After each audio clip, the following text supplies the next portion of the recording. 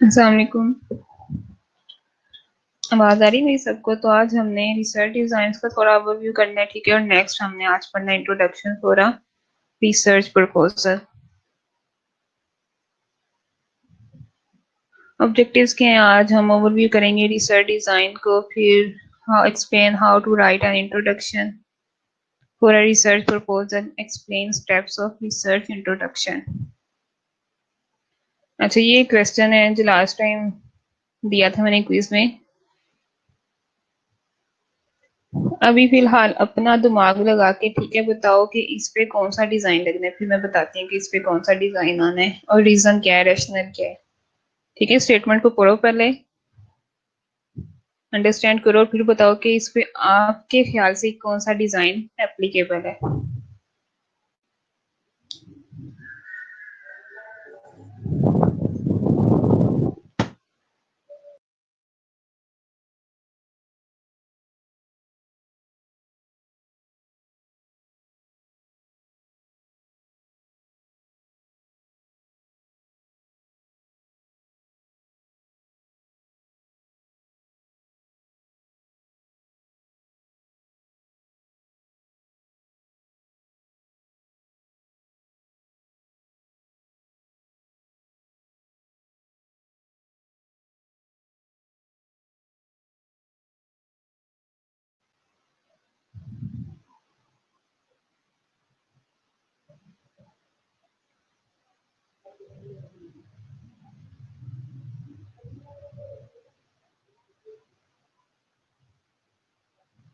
हाँ जी, बताओ इस पे कौन सा डिजाइन आना है।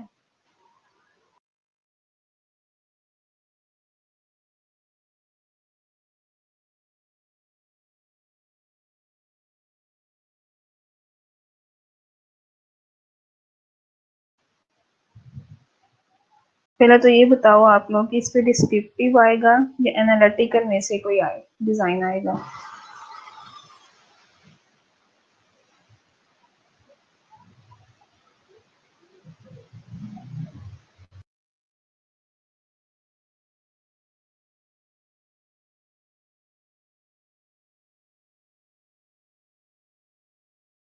ओके, एनालिटिकल आना है। अब एनालिटिकल में से फर्दर इसकी कौन सी टाइप आनी है। अब सारे आप बताओ, फिर मैं करेक्ट आंसर बताऊंगी।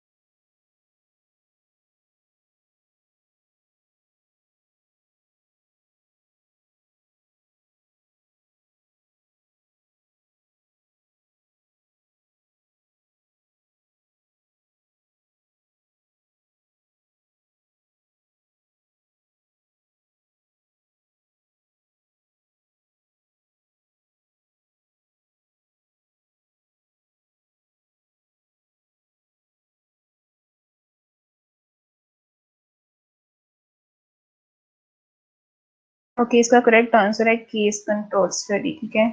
ये बता दिए कि इस पे केस कंट्रोल स्टडी आनी है। अब इसका रीजन भी बताओ कि कैसे आपने फाइंड आउट किया कि इस पे केस कंट्रोल ही स्टडी आनी है।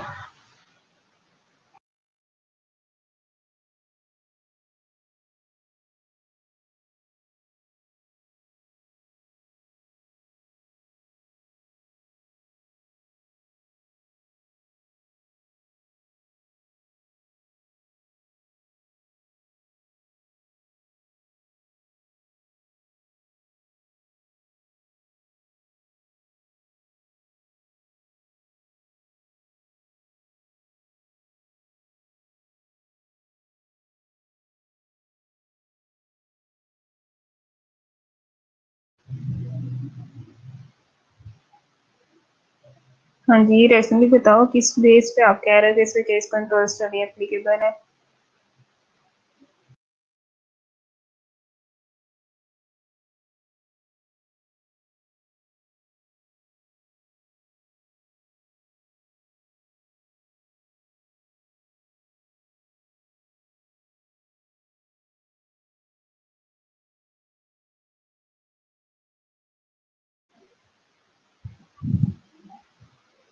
अच्छा, इसमें अगर आप देखो तो इसमें वो क्या है, CDC workers check the food histories of 20 patients infected with outbreak strain listeria type 1। ठीक है, अब इसमें वो क्या है, लिस्टेरिया टाइप 1 के 20 पेशेंट्स हैं जो ऑलरेडी इन्फेक्टेड है, तो मतलब ये हमारे पास आ गए केसेस, और इसको वो कंपेयर कर रहा है and compared them with the food histories of 20 patients infected with other listeria strains। ठीक है, अब ये इसके पास एज अ कंट्रोल ग्रुप है जो अदर टाइप ऑफ लिस्टेरिया के साथ प्रेजेंट हो रहे हैं।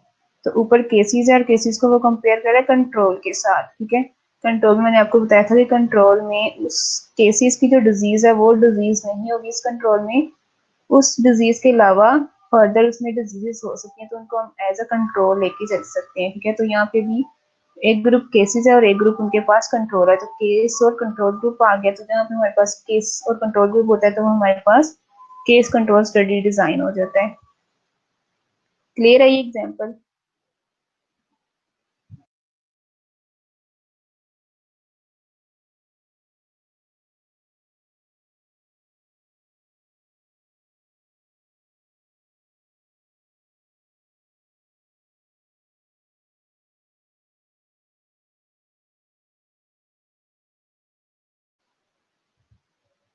ओके, एक बार दोबारा बता देती हूँ, जब भी कोई भी आपके पास स्टेटमेंट आएगी तो पहले आपने उसको केयरफुली रीड आउट करना होता है। ठीक है, अब इसमें अगर आप देखो तो उसमें फर्स्ट जो सेकंड लाइन है उसमें बताया कि 20 पेशेंट्स है जो ऑलरेडी इन्फेक्टेड है विद आउटब्रेक स्ट्रेन लिस्ट्रेनिया टाइप 1। ठीक है, तो मतलब यहाँ पे हमारे पास 20 पेशेंट्स आ गए जो ऑलरेडी डिजीज के साथ प्रेजेंट करें, तो ये हमारे पास आ गए केसेस।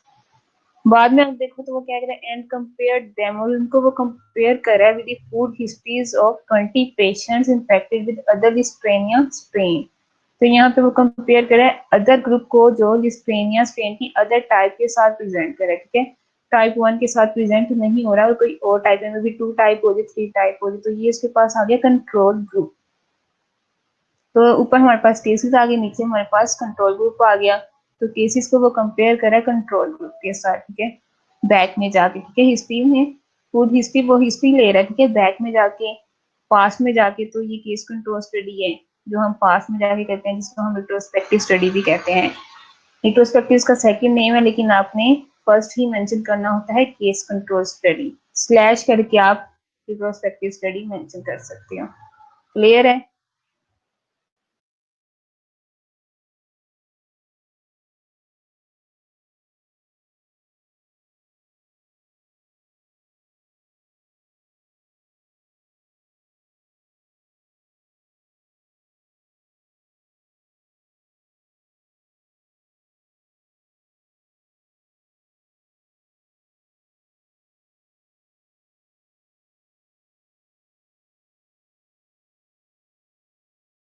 ओके, तो नेक्स्ट एग्जांपल देख लेते हैं। अगर आप ये स्टेटमेंट देखो, a publish study follows a large group of women with untreated dysplasia of the uterine cervix, documenting the numbers who improve, stay unchanged, or progress into cervical cancer. Which design is applicable and which rationale we should apply? तो कौन सा design आएगा इस पे?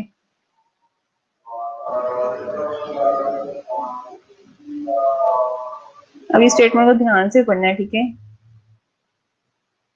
पहले तो ये बताना है इसकी डिस्क्रिप्टिव लगना है कि एनालिटिकल इसमें डिजाइन आना है।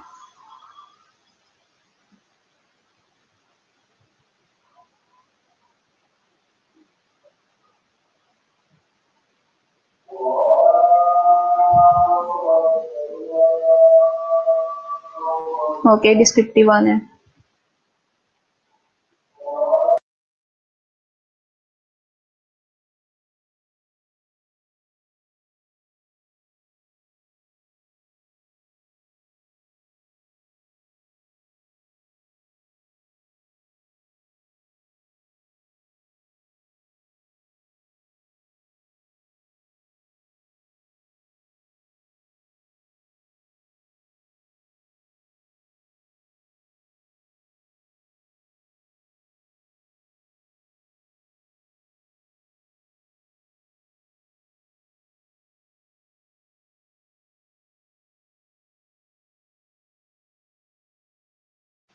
ओके, डिस्क्रिप्टिव आना, डिस्क्रिप्टिव के बाद कौन सी टाइप आनी है इस पे?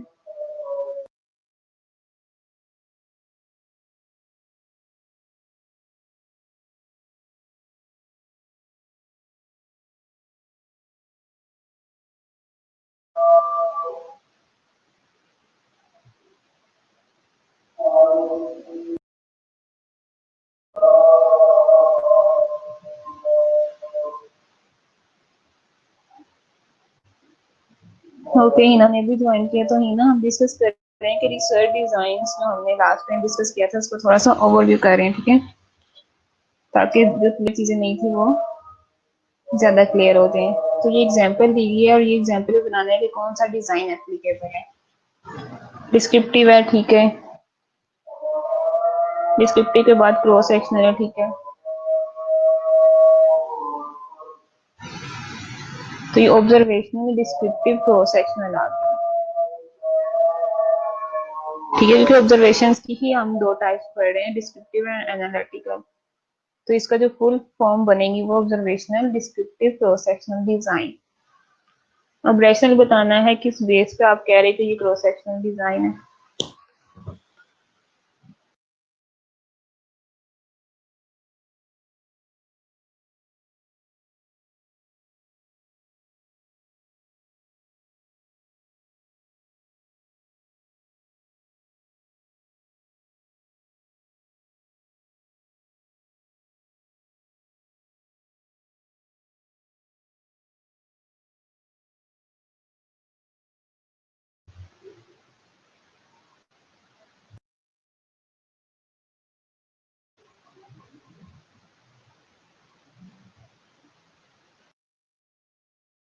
ठीक है, रैशनल हमेशा यहाँ तो जो डिजाइन ऑफ एप्लीकेबल कर रहे हो उसकी डेफिनेशन आप लिख दोगे, या अगर आप स्टेटमेंट देख रहे हो तो उससे भी आपको आप रैशनल बता सकते हो किस बेस पे आप बता रहे हो कि ये डिजाइन एप्लीकेबल है।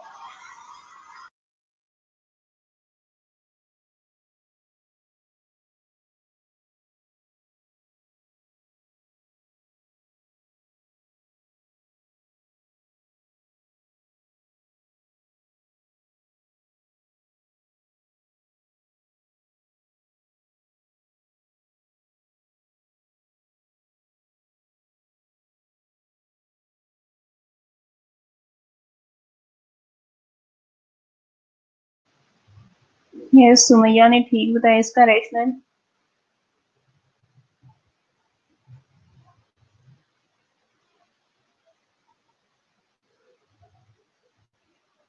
ओके अदिला, इसमें हम वन टाइम सर्वे को मेंशन नहीं करेंगे क्योंकि इसमें डिफाइन नहीं है कि वन टाइम सर्वे हो सकता है, मे बी उन्होंने टू टाइम सर्वे किया हो, ठीक है, तो जो सुमैया ने बताया वो बेस्ट है। क्योंकि इसमें अगर आप लोग देखो तो सिंपल वो किस चीज पे फोकस कर रहा है, डॉक्यूमेंटिंग दी नंबर्स। सिंपल वो नंबर्स डॉक्यूमेंट कर रहा है कितने इम्प्रूव हो गए, कितने अभी जरूरत है उन्हें इम्प्रूव होने की, और कितने प्रोग्रेस हो गए इनटू सर्वाइकल कैंसर्स में, ठीक है। सिंपल वो क्या किया, उन्होंने फॉलो किया large group of women with untreated dysplasia of uterine cervix. May be वो हॉस्पिटल गए हैं और हॉस्पिटल में जाके उन्होंने देखा है कि कितनी वुमेन्स हैं जो इम्प्रूव हो गई थी या जिनमें अभी स्टेज जो अनचेंज थी या जिनमें सर्वाइकल कैंसर डेवलप हो गए, तो वो सिंपल वो क्या करे, डॉक्यूमेंट करे नंबर्स। इसमें उसने कोई भी मैनिपुलेशन नहीं की, कोई इंटरवेंशन नहीं की, सिंपल उसने जाके इंफॉर्मेशन लिया, इसको डॉक्यूमेंट कर दिए। अब इस तरह के जो स्टेटमेंट हो ये डॉक्यूमेंट्स कर रहे हैं नंबर्स को, या उन्होंने थ्रू टेलीफोन सर्वे किया है या वन टाइम सर्वे किया है, तो इस बेस पे आप बता सकते हो कि इस पर डिजाइन कौन सा एप्लीकेबल है।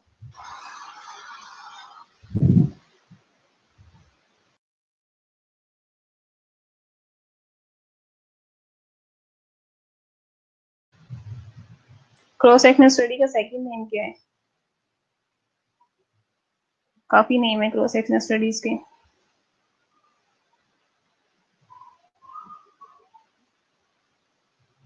3 आई थिंक मैंने आप लोगों को बताए थे।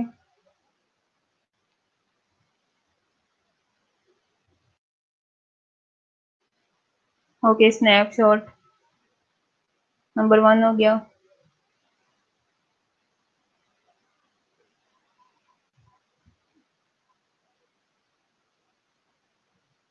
सर्वे स्टडी हो गया, ठीक है।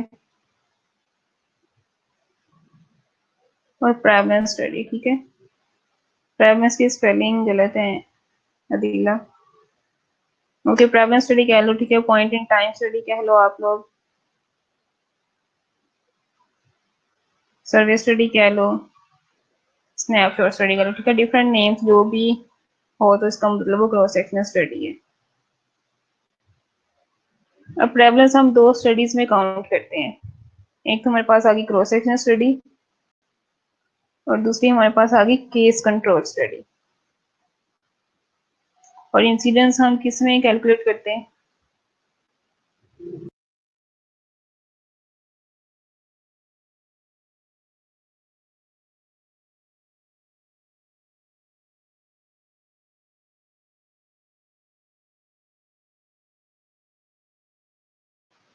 ओके, इंसिडेंस हम को हार्ड स्टडी डिजाइन में यूज करते हैं, ठीक है। Okay, question number 3।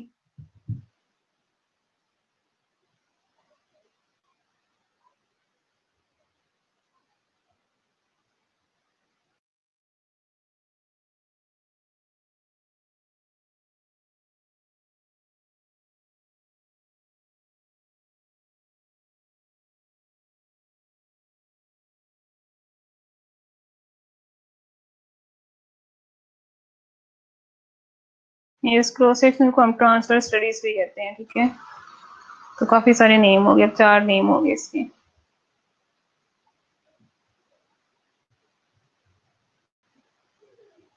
अब ये क्वेश्चन नंबर 3 है।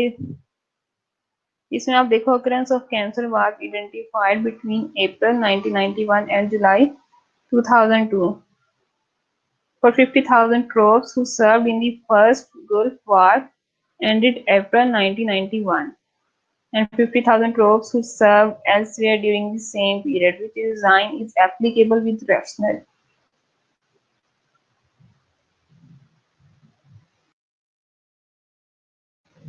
इसमें अगर आप देखो तो 1991 से स्टडी स्टार्ट है और 2002 तक वो स्टडी कंटिन्यू रही है। तो इसी से आपको हिंट मिल जाएगा कि ये कौन सा डिजाइन है।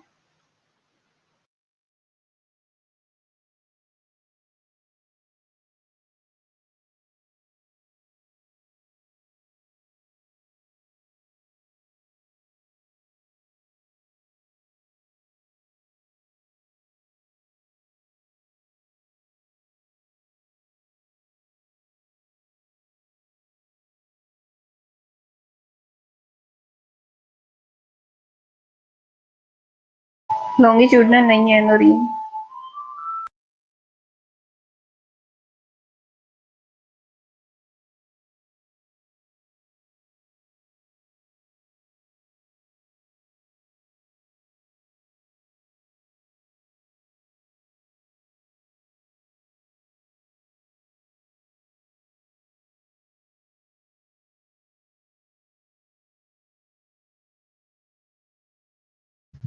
इस पर हॉट स्टडी डिजाइन आना है, ठीक है।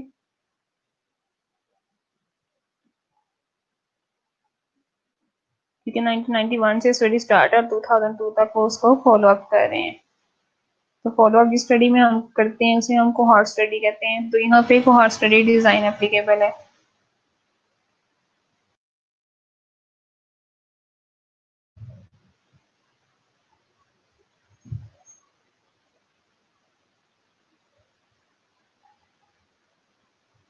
जो पार्टिसिपेट नहीं करते उनकी अटेंडेंस नहीं लगेगी।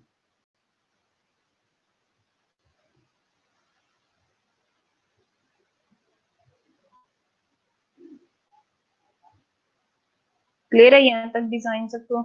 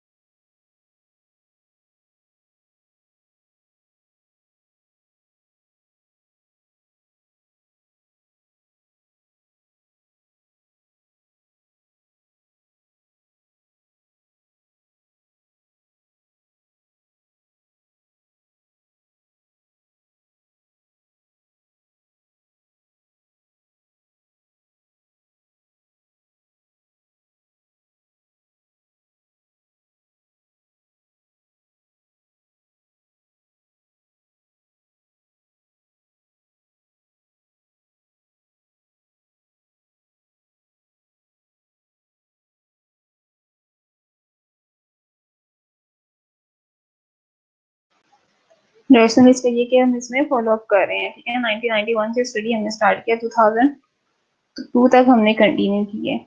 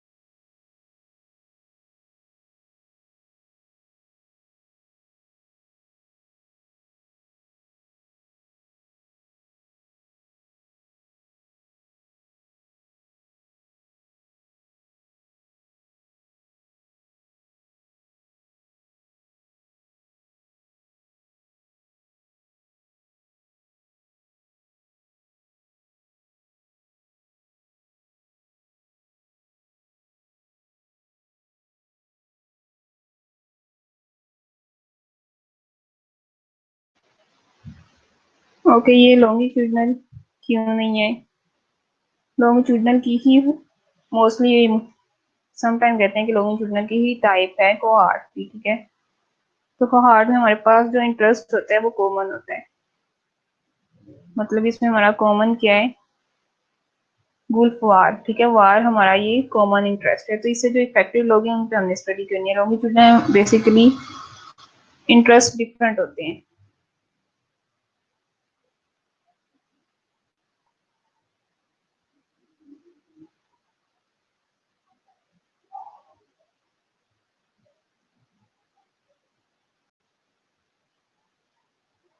Okay, question number 4।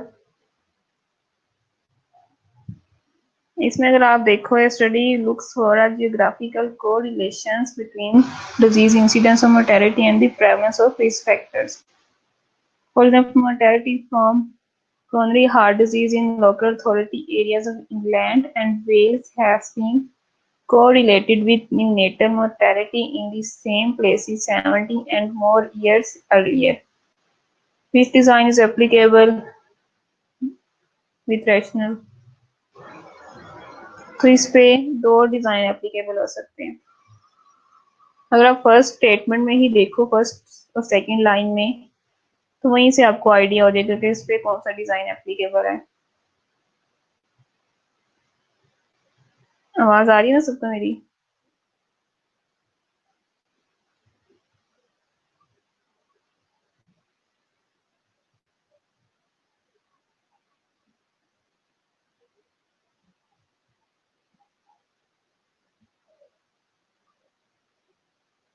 को सेक्शनल डिजाइन ही आएगा।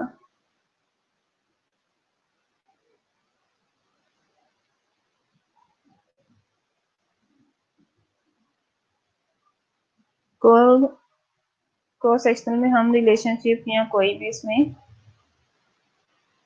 को रिलेशन नहीं देखते।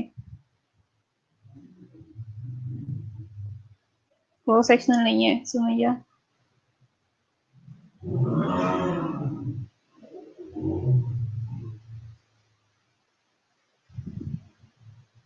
जियोग्राफिकल लेवल पे हम कौन सी स्टडी करते हैं? जिस डिजाइन में मैंने सेंसिस की एग्जांपल दी थी वो कौन सा डिजाइन था?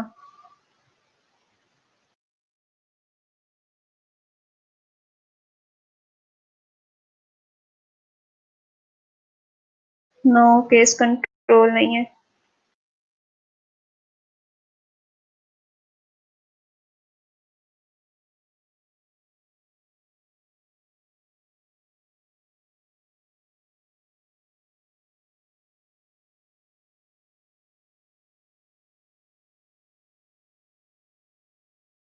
ओके, इकोलॉजिकल है, ठीक है। इकोलॉजिकल भी आ सकता है और इसमें कोरिलेशन स्टडी भी आ सकता है। सम स्टडीज कहती हैं कि इकोलॉजिकल को ही वो सेकंड नेम कोरिलेशन स्टडी भी देते हैं नेम। तो इसमें इकोलॉजिकल स्टडीज भी आ जाएगा और कोरिलेशन स्टडीज भी आ जाएगा, क्योंकि इसमें वो रिलेशनशिप देख रहे हैं इंसिडेंस और प्रेवलेंस ऑफ रिस्क फैक्टर्स के दरमियान और डिजीज इंसिडेंस का, ठीक है। तो इसमें वो क्या रिलेशनशिप फाइंड आउट कर रहे हैं। तो ये हमारे पास, अगर इस बेस पे आप देखोगे तो ये कोरिलेशनल डिजाइन, अगर आप जियोग्राफिकल लेवल पे देखोगे तो इस बेस पे इकोलॉजिकल आ जाएगा, ठीक है। तो इकोलॉजिकल स्लैश करके आप क्रॉस वो सॉरी कोरिलेशनल स्टडी डिजाइन इस पे आ जाएगा। ओके, क्लियर है आप सबको कि स्टेटमेंट से हम कैसे फाइंड आउट करेंगे कि कौन सा डिजाइन एप्लीकेबल है, और स्टेटमेंट के अंदर ही उसका आंसर प्रेजेंट होता है। क्लियर हो गया सबको डिजाइन्स?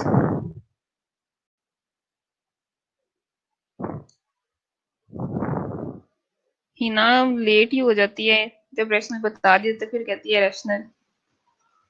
दोबारा बता देती हूँ हिना, अगर ज्योग्राफिकल लेवल पे अगर आप देखो, ठीक है, कि हम ज्योग्राफिकल लेवल पे स्टडी कर रहे हैं तो इसकी बेस पे हम रैशनल देते हैं कि ये इकोलॉजिकल स्टडी है।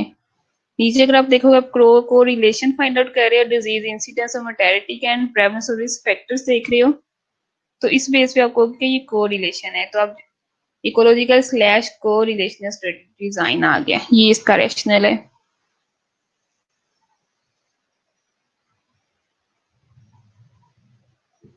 ओके, अब तो कंफ्यूजन खत्म होगी ना, क्लियर है सबको? अदीला अब क्लियर है?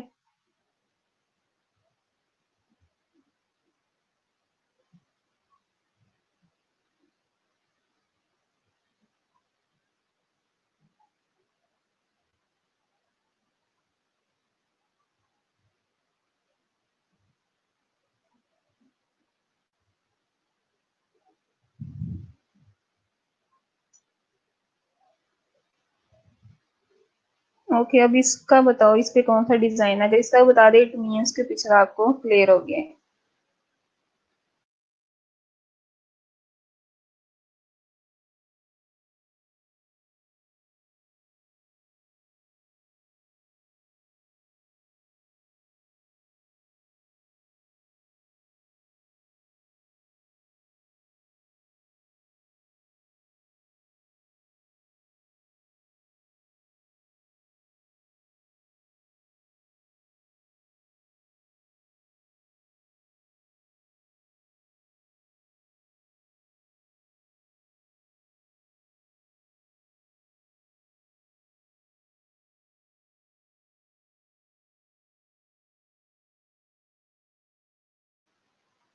हाँ जी, जल्दी से बताओ इसका आंसर।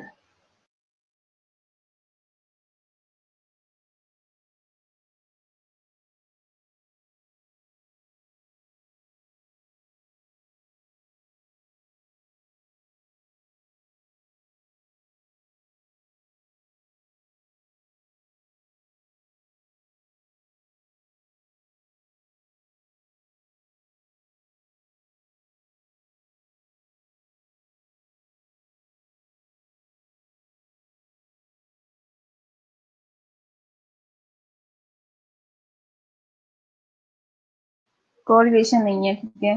और हीरा अलहदा ही डायरेक्शन पे जा रही है। हीरा फोकस ग्रुप रिसर्च इस पे कैसे एप्लीकेबल होगा?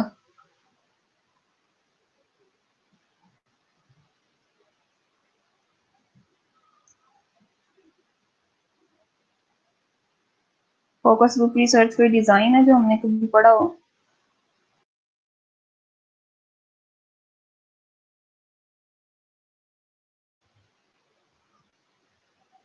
वो हार्ट नहीं है मरियम।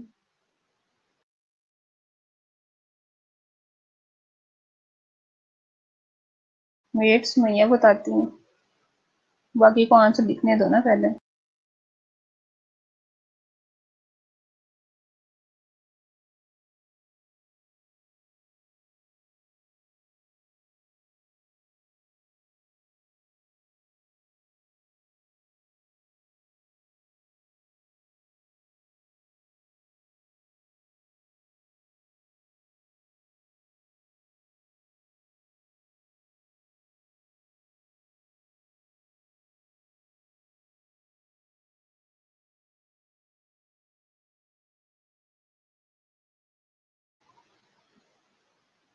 सिर्फ 5-6 लोग हैं जो मैसेज करके बता रहे हैं आंसर, बाकी या तो ऑनलाइन होके वैसे ही निकल गए हैं, या उनका दिल नहीं करता पढ़ने का।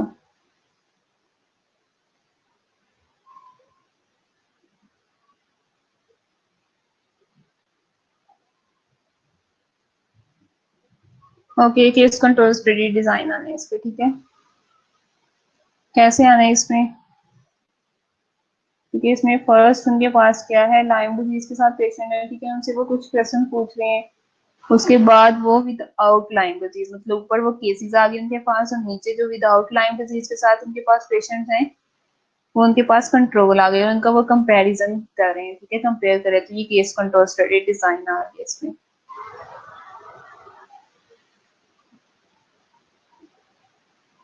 ओके, ये इंटरप्रेशन आ गई थी सबको करना, टेबल बनाना।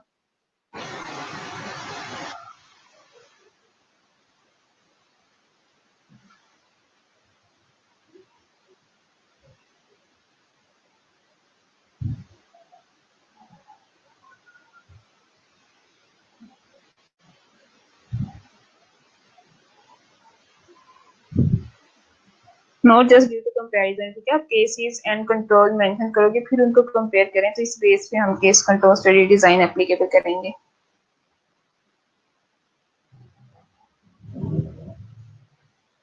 अच्छा, इस पे बताओ कि इस पे कौन सा हमें निकालना है, रिलेटिव रिस्क कैलकुलेट करना है या ऑड रेशो कैलकुलेट करना है? ओके, अगर ये आता है टेबल बनाना तो फिर मैं नेक्स्ट करूँ।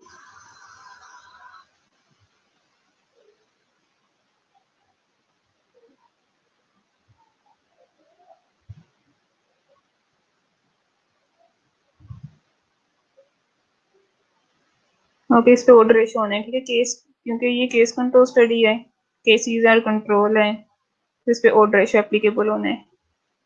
सबको कैलकुलेट करना आते तो मैं नेक्स्ट मूव करूँ।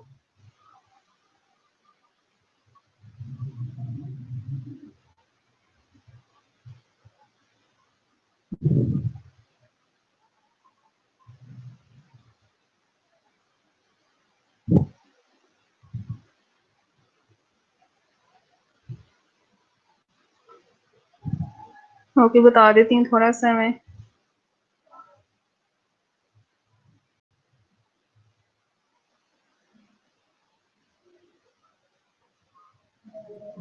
ये थोड़ा सा लाइट रखनी ताकि पीछे से हमें नजर आता रहे।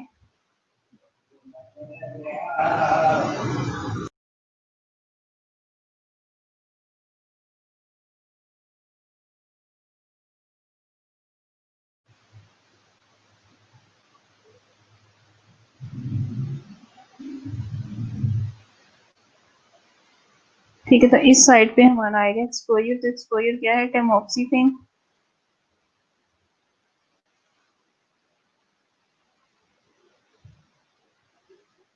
ठीक है, टेमोक्सिफिन प्लस और नेगेटिव जो लोग लेते हैं, और यहाँ पे हमारे पास आएगा यूट्राइन कैंसर।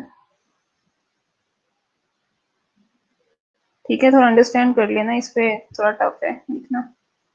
तीसरा यहाँ पे प्लस और यहाँ पे नेगेटिव, तो यहाँ पे हमारे पास आ जाएंगे टोटल, यहाँ पे इसका टोटल, यहाँ पे इसका टोटल।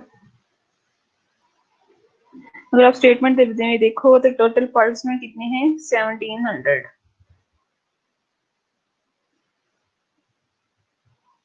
ठीक है।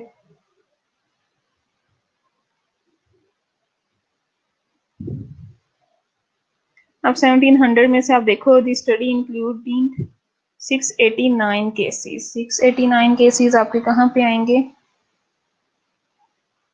यहाँ पे 689 केसेस, ठीक है, क्योंकि प्लस है तो ये आपके केसेस है और नेगेटिव आपका कंट्रोल है। अब इसमें से कह रहा है देयर वर 189 केसेस और 58 कंट्रोल्स टेकिंग टेमोक्सिफिन, ठीक है, 139 जो केसेस और 58 जो कंट्रोल है, दोनों ही टेमोक्सिफिन ले रहे हैं। तो 139 यहाँ पे आ गया कि ये टेमोक्सिफिन ले रहे हैं 139, ठीक है, और 58 जो कंट्रोल्स हैं वो भी टेमोक्सिफिन ले रहे हैं। अब 1700 में से आप 689 माइनस कर दो,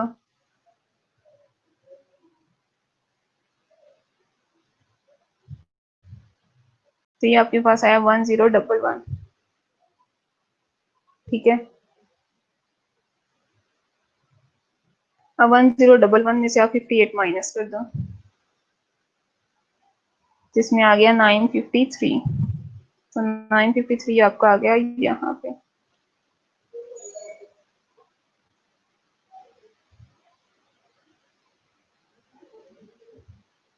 ठीक है, इसी तरह आप 689 में से आप 139 को माइनस कर दो,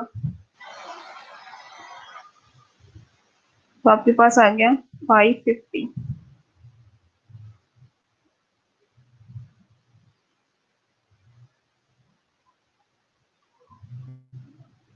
अगर आप 58 प्लस 139 को प्लस करो तो ये आपके पास आएगा 197।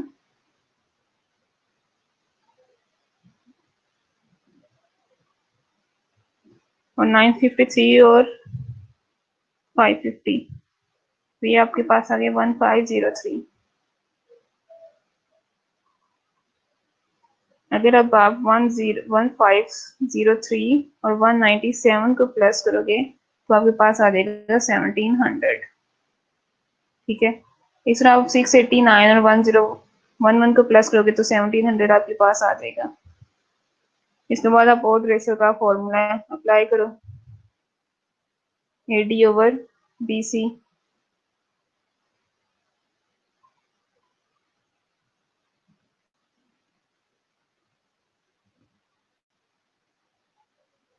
तो वो आपके पास वैल्यू आ जाएगी। ठीक है,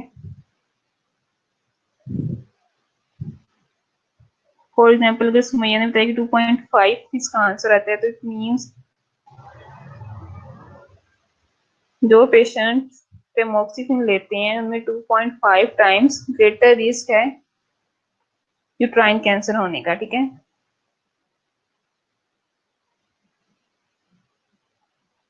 people who are taking tamoxifen are 2.5 times more at risk of developing uterine cancer। ये इसकी इंटरप्रिटेशन आ गई।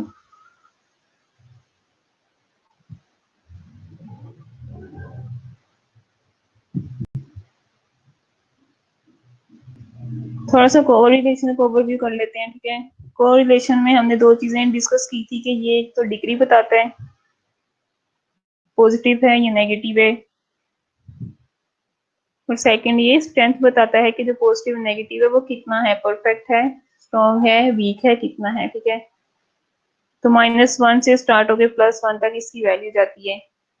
-1 मीन्स परफेक्ट, नेगेटिव कोरिलेशन आ गया, +1 मीन्स इसमें परफेक्ट पॉजिटिव कोरिलेशन आ गया, और 0 इधर होगा तो इसका मतलब नो रिलेशनशिप।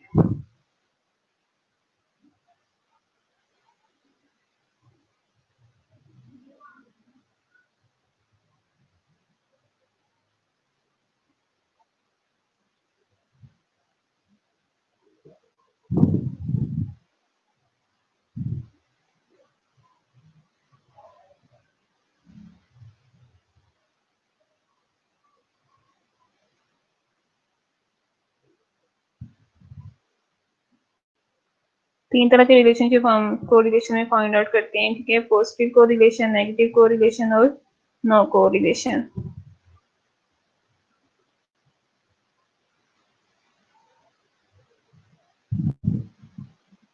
अब पॉजिटिव कोरिलेशन कब होगा हमारे पास?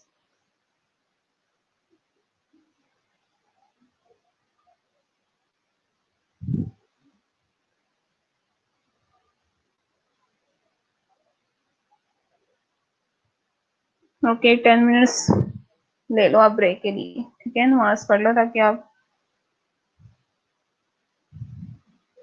फिर हम स्टार्ट करते हैं बाद में लेक्चर।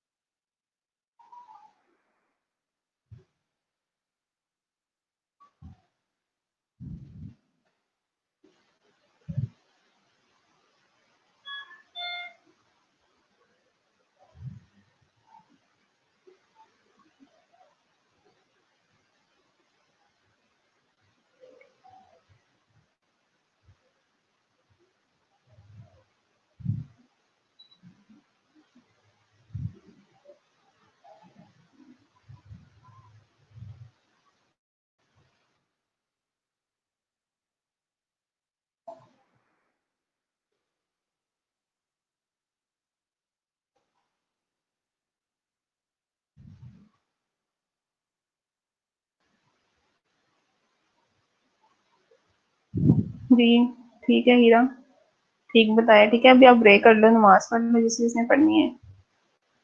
आफ्टर 10 मिनट्स हम दोबारा लेक्चर स्टार्ट करेंगे।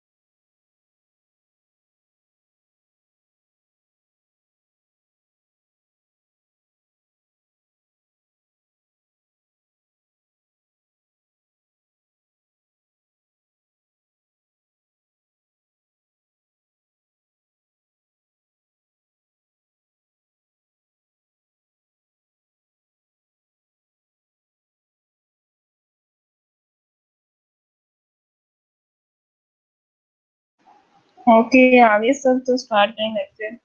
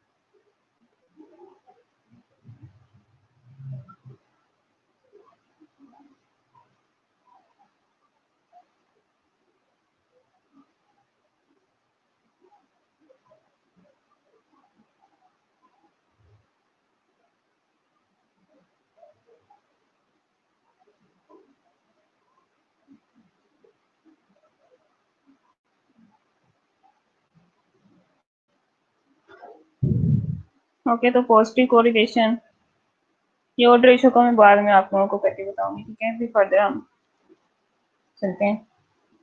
Positive correlation, negative correlation, no correlation, ठीक है। पॉजिटिव कोरिलेशन जिसमें दोनों वेरिएबल्स या तो इंक्रीज होंगे या डिक्रीज होंगे, ठीक है। डायरेक्शन दोनों की सेम होगी तो इट मीन्स पॉजिटिव कोरिलेशन है।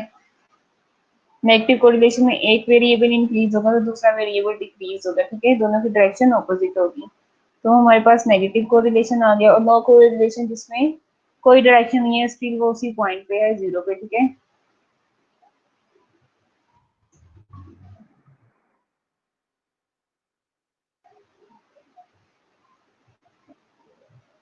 आज दिन लगता है पहले लेक्चर अटेंड नहीं किया गया, 2 ही लेक्चर हमेशा होते हैं फ्राइडे को। नेक्स्ट में भी वेडनेसडे को एक लेक्चर हो, ठीक है। वो एक्स्ट्रा लेक्चर होगा फ्राइडे को, जब हमेशा 2 लेक्चर होते हैं।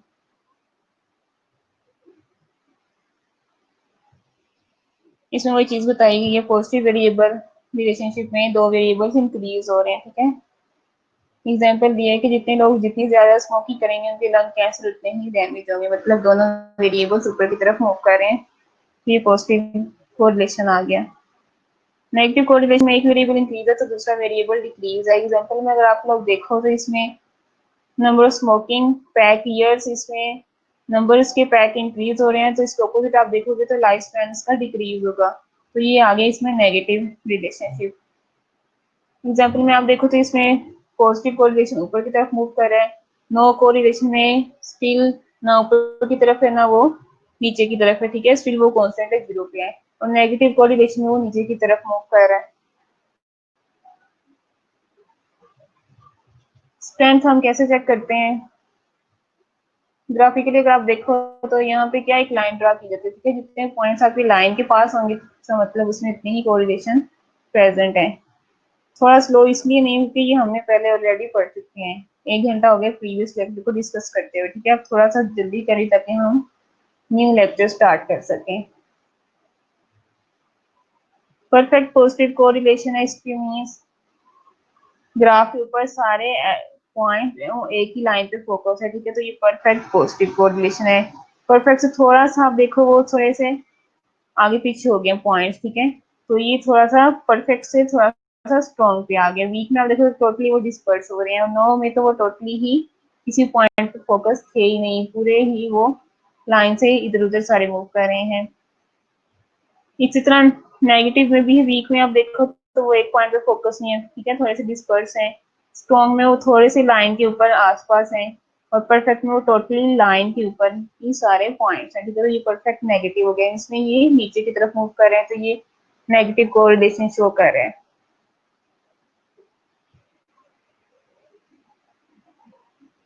ओके, जो लेक्चर हमने आज डिस्कस करना है वो है how to write a research proposal, ठीक है। लास्ट टाइम मैंने कुछ टर्म्स डिस्कस की थी, research proposal, research project, research thesis, याद है सबको। चैप्टर्स मैंने डिस्कस किए थे कि टोटल हमारे चैप्टर्स कितने आते हैं रिसर्च वर्क में।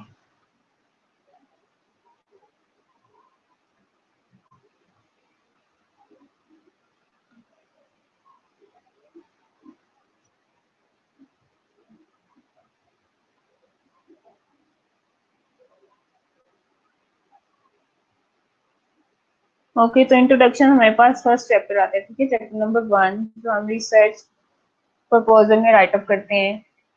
प्रपोजल हमारे पास बेसिकली क्या होता है, प्लान होता है, ठीक है। अभी हम चीजें प्लान कर रहे होते हैं कि यहाँ पे हम अपनी स्टडी स्टार्ट नहीं करते, प्लान दे रहे होते कि हम फ्यूचर में जो हमारी रिसर्च वर्क है हम इस रिसर्च वर्क में ये काम करेंगे।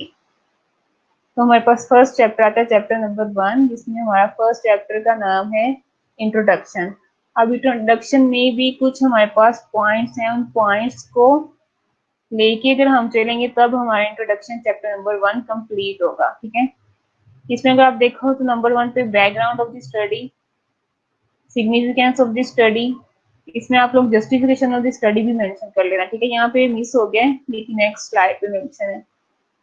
Purpose of the study, research questions and hypothesis, ठीक है। ये 6 चीजें आपके इंट्रोडक्शन में होंगी तो आपका इंट्रोडक्शन चैप्टर नंबर 1 कंप्लीट होगा।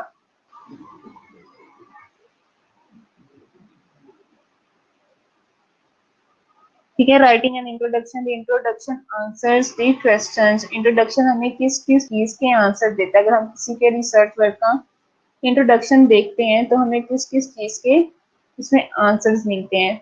व्हाट एम आई स्टडिंग, ठीक है, इसमें आंसर होगा कि ये बंदा ये स्टडी क्यों करने जा रहा है, कि मैं ये स्टडी क्यों कर रही हूँ। Why it is an important question, why should be reader read on, ये इम्पोर्टेंट क्वेश्चन क्यों था और रीडर इसको क्यों रीड आउट करे, ठीक है। तो इन सब के आंसर जो हमें मिलेंगे वो हमें इंट्रोडक्शन में मिलेंगे। What do we know already about it, कौन सी ऐसी चीजें हैं जिससे हमें ऑलरेडी ही हमें हाउ नो है उस टॉपिक से रिलेटेड, ठीक है। और कौन सी चीजें मिस थी जिसको वो अब लेके उस पर स्टडी कर रहा है। What basis do I need to provide such that the reader can understand my study, और ऐसी क्या चीजें देनी है की जरूरत है कि जो रीडर है वो उसकी स्टडी को इजीली अंडरस्टैंड कर सके कि रिसर्चर इसमें करना क्या चाह रहा है। Discuss 4 relevant ideas. Number 1 topic, importance, reasons, purpose, ठीक है। मेन जो बेसिकली जो फोकस करते हैं वो इन 4 पॉइंट्स पे करते हैं। टोटल हमने 6 डिस्कस किए, ठीक है। लेकिन वो कहता है कि कुछ ये 4 पॉइंट है जिसपे वो मोस्टली जो ज्यादा फोकस करते हैं वो ये 4 पॉइंट। नंबर 1 टॉपिक, टॉपिक है आपका सब्जेक्ट मैटर, जिस पे आपने स्टडी करनी है वो आपका टॉपिक है। Define and elaborate using methods of paragraph development like classifications and giving examples, ठीक है। जब आपका कोई भी टॉपिक है, जैसे लास्ट टाइम मैं डिस्कस करी थी स्ट्रेस पे, तो स्ट्रेस का अगर हम टॉपिक है तो उस पर हम इंट्रोडक्शन लिखते हैं तो हम उसको डिफाइन या इलेबोरेट कैसे करेंगे, और उसमें जो हम चीजें मेंशन करेंगे वो हम उनको पैराग्राफ की फॉर्म में लिखेंगे, ठीक है। पूरा एक पेज नहीं भर देंगे कि किसी को कोई भी इसको अंडरस्टैंड ना कर सके, ठीक है। अगर आप पैरा की फॉर्म में लिखोगे तो अंडरस्टैंड करना और पढ़ना, उसको रीड आउट करना ज्यादा क्लियर है और कंफर्टेबल एज कम्पेयर टू पूरा पेज पढ़ने आप बैठ जाओ, ठीक है। पूरा पेज अगर आप कोई भी देखेगा तो उसका पूरा पेज देख के ही पढ़ने का दिल नहीं करेगा, ठीक है। तो आप उसको पैराग्राफ की फॉर्म में लिखोगे। अब स्ट्रेस है तो स्ट्रेस आप कैसे स्टार्ट करोगे, डिफाइन करोगे स्ट्रेस क्या चीज है, ठीक है। फिर उसकी टाइप्स कितनी है, फिर उसके सिम्टम्स क्या हैं, कोजेस क्या हैं, जैसे आप सारी चीजें एक्सप्लेन करते हैं वैसे आप अपने टॉपिक को एक्सप्लेन करोगे, ठीक है। इसका ट्रीटमेंट क्या है, ये इंटरवेंशन क्या है, वो सारी चीजें आप अपने इंट्रोडक्शन में लिखते हो बैकग्राउंड ऑफ द स्टडी में।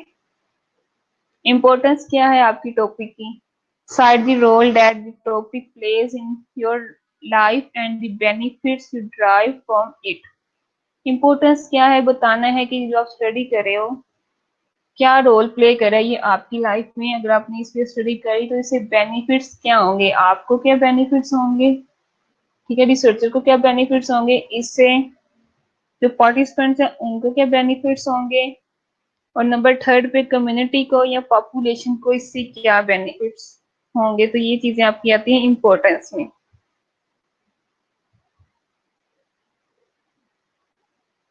रीजंस, रैशनल देना है, reason for choosing the topic, emphasized what motivated you to choose the topic, ठीक है। रीजन बताने क्या रीजन है, किस वजह से आप मोटिवेट हुए कि आपने यही टॉपिक सिलेक्ट किया अपनी स्टडी के लिए।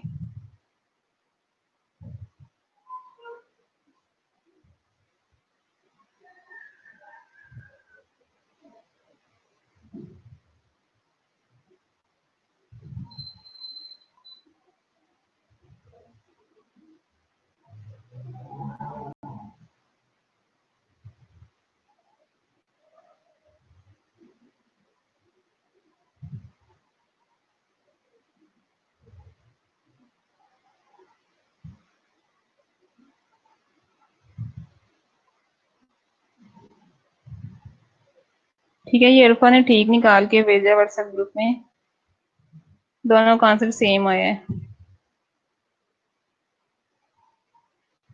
वो कैलकुलेशन में सुमैया ने गलत कर दिया, ठीक है, वो नीचे 0.1 लिखा हुआ है जहाँ पे 0.06 आ रहा है, तो दोनों का आंसर सेम आता है। ठीक है, आप कोई भी मेथड यूज करो, AC ओवर BD वाला यूज करो या AD ओवर BC वाला यूज करो।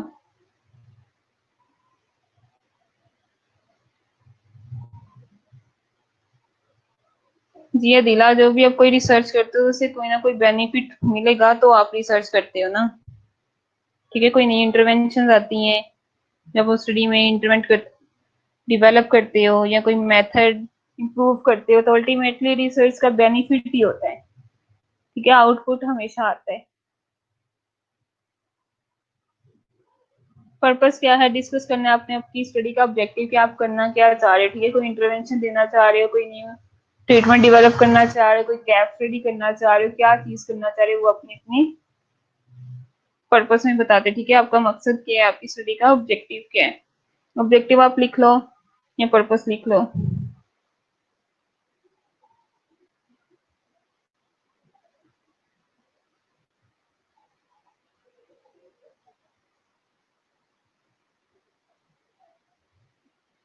Introduction as an inverted triangle moving from very general to very specific. ठीक है, जनरल से आपने स्टार्ट करना है टॉपिक को और ऐसे ऐसे आपने स्पेसिफिक होते जाना है।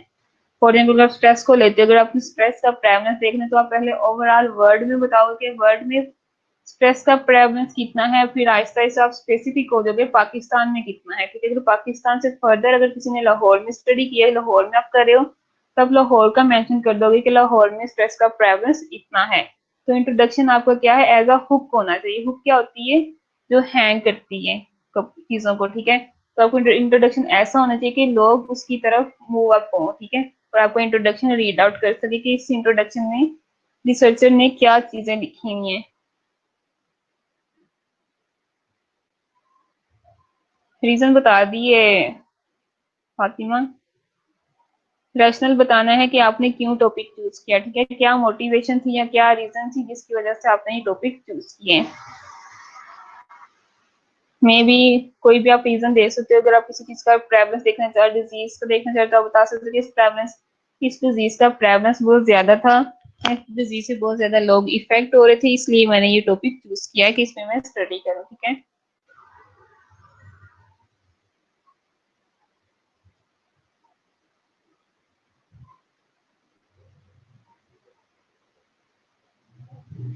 इंट्रोडक्शन में क्या क्या चीजें हो रही है, includes a statement of the goal of the study. ये वही चीजें जो हम पीछे डिस्कस कर चुके हैं। ठीक है, आपकी गोल स्टडी का गोल मेंशन होता है, why it is was undertaken, कि आप ये क्यों करना चाह रहे हो, sets the context for your propose project and must capture the readers interest. ठीक है, ऐसा आपका इंट्रोडक्शन होना चाहिए कि रीडर का इंटरेस्ट डिवेलप हो सके, आप उसको कैप्चर कर सको।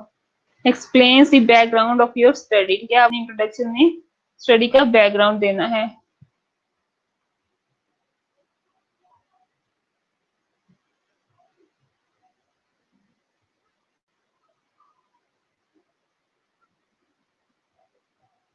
जर्नल में including a hook to grab your readers. ठीक है, कि आपका इंट्रोडक्शन ऐसा होना चाहिए एज अ हुक वो परफॉर्म करे, कि वो रीडर को अपनी तरफ अट्रैक्ट करे।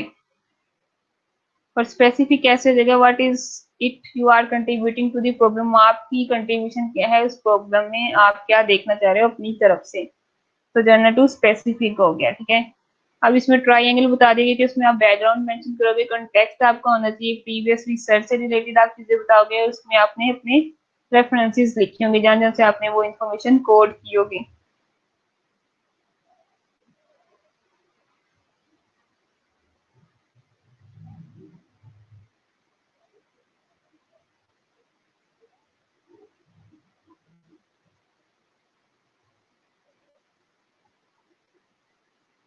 ठीक है, जनरल आप ओवरऑल चीजें बताते हैं, स्पेसिफिक में आप जहाँ पे आप स्टडी करना चाह रहे हो वहां की आप चीजें डिस्कस करते हो कि आप क्या करना चाह रहे हो और किस जगह पे आप करना चाह रहे हो, आपकी कंट्रीब्यूशन क्या है इस प्रॉब्लम में। Give sufficient background information to allow the reader to understand the context and significance of the question you are trying to address, ठीक है। आप बैकग्राउंड जो आपका इंट्रोडक्शन है उसमें जो बैकग्राउंड है वो इनफ होना चाहिए कि जो रीडर है वो उसको इजीली अंडरस्टैंड कर सके कि आप क्या बताना चाह रहे हो और आपका क्वेश्चन क्या है जो आप फर्दर उसको एड्रेस करना चाह रहे हो। Reviews what is known about your research topic as far as it is relevant to your thesis, ठीक है। रिव्यू आपने करना है कि ऑलरेडी आप जो टॉपिक कर रहे हो उससे रिलेटेड आप कितना नाउन हो, ठीक है। कौन सी चीजें मिस हैं जिसपे आप फर्दर स्टडी करना चाह रहे हो। साइट्स रेलिवेंट रेफरेंसेस, अब यहाँ पे अगर आप स्ट्रेस की डेफिनेशन दोगे तो वो आप अपनी तरफ से तो दोगे नहीं, ठीक है। वो आप किसी वेबसाइट से लोगे, गूगल से लोगे या डिक्शनरी से लोगे तो वहां उसका रेफरेंस कोड करोगे, ठीक है।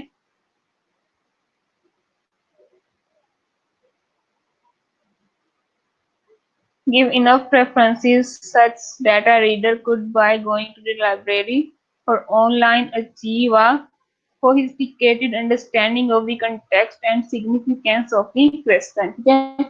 अब जितनी इंफॉर्मेशन आपने जहां से ली है, अगर आपने 10 लाइंस उठाई हैं डिफरेंट जगह से तो उसके 10 रेफरेंसेस होंगे आपके पास, ठीक है। ये नहीं कुछ लाइंस आपने उठा ली लेकिन आपने इसको कोड ही नहीं किया। अगर रीडर इसको फर्दर डिटेल में जाके रीड आउट करना चाह रहा होगा तो अगर आपने इसको रेफरेंस ही नहीं दिया तो वो बैक में जाके इसको कैसे रीड आउट करेगा, ठीक है। तो जहां से भी इंफॉर्मेशन आपने जितनी भी लेनी है आपने इसका रेफरेंस कोड करना है। There is not a place to summarise everything you have ever read on a subject, ठीक है।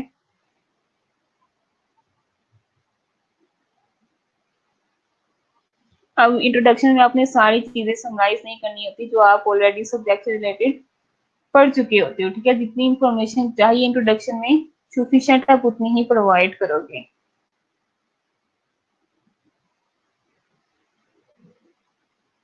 ठीक है। ये जो भी पीछे हमने डिस्कस किया इंट्रोडक्शन ये ओवरऑल बताया हुआ है।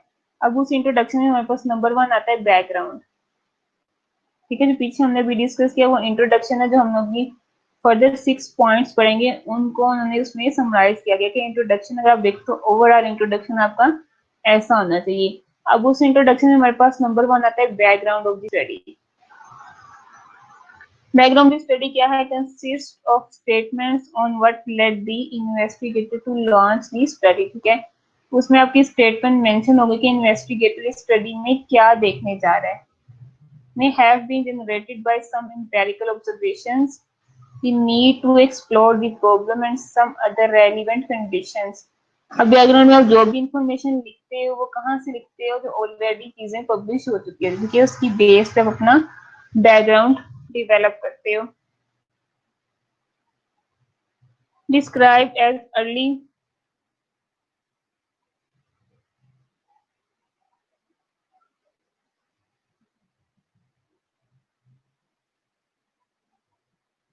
describe as clearly as possible the problem intended to be addressed and refer to the relevant literature in the field, ठीक है। तो बैकग्राउंड में आपने क्लियरली अपनी प्रॉब्लम को एड्रेस करना होता है और उससे रिलेटेड जितना भी आपके पास लिटरेचर होता है वो आप उस पर सफिशिएंट जो आपको इन्फॉर्मेशन चाहिए होती है लिटरेचर से रिलेटेड वो आप वहाँ पे कोट करते हैं।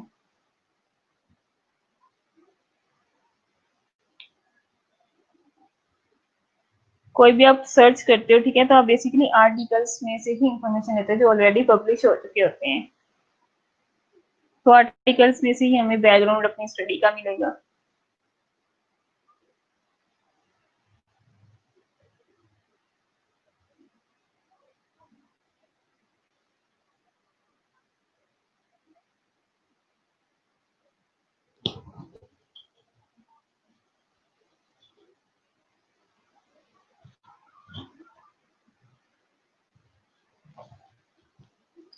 अच्छा दोबारा एक्सप्लेन कर देती हूँ। सेकंड और थर्ड पॉइंट इसमें क्या होता है कि जो इन्फॉर्मेशन हम लेते हैं, ठीक है, जो हम प्रॉब्लम को एक्सप्लोर कर रहे थे बता रहे होते हैं वो हम क्या किस बेस से बता रहे होते हैं?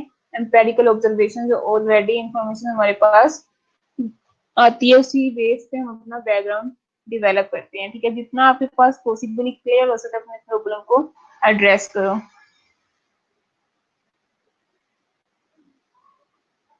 Background study क्या है? It is an overview of the factors which have led to the problem, comprise the problem and historical significance relative to the problem, ठीक है।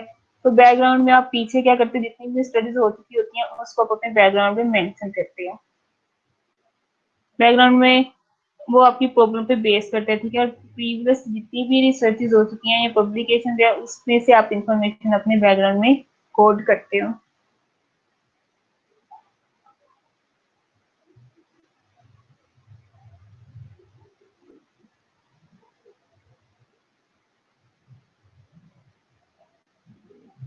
ये वैसे कोई एग्जांपल शेयर कर दी गया है कि वो उसमें बैकग्राउंड की स्टडी बता दिया गया है। कोई टॉपिक है, ठीक है, तो उस पर वो थोड़ा सा उन्होंने पीछे से जो ऑलरेडी रिसर्चेस हो चुके हैं वहां से उन्होंने ये बैकग्राउंड इंफॉर्मेशन उठाई हुई है। सिग्निफिकेंस क्या है? Right the significance of the study by looking into general contribution of your study, ठीक है। कंट्रीब्यूशन क्या क्या आ जाएगी इसमें आपकी स्टडी में, such as is importance to society as a whole, overall society को क्या फायदा होगा इस स्टडी का, then proceed downwards towards his contribution to the individual, ठीक है। जिस पार्टिसिपेंट से आप स्टडी इंफॉर्मेशन ले रहे हो उसको क्या बेनिफिट होगा, लास्ट पे अगर आपको इससे क्या बेनिफिट हो सकती है, ठीक है। You start off broadly then taper off gradually to a specific group और अ पर्सन, ठीक है। तो इसमें क्या होता है कि ब्रॉडली आपने सोसाइटी से स्टार्ट करना है कि सोसाइटी को इस रिसर्च से क्या फायदा होगा, उसके बाद आपने एक स्टेप नीचे आ जाना है, जिस पार्टिसिपेंट से आप इंफॉर्मेशन ले रहे हो उसको क्या फायदा हो सकता है, और थर्ड पे अगर आप खुद रिसर्च कर रहे हो तो इससे आपको क्या बेनिफिट होंगे, ठीक है। तो ये सिग्निफिकेंस में आपने बताना होता है। ब्रॉड से आप उसको स्पेसिफिक बता देते कि ये बेनिफिट्स होंगे और किस किस को होंगे, सोसाइटी को क्या होगी, इंडिविजुअल लेवल पे क्या होंगे, और रिसर्चर को सेल्फ क्या बेनिफिट्स होंगे। सिग्निफिकेंस में ये चीजें आपने बतानी होती हैं।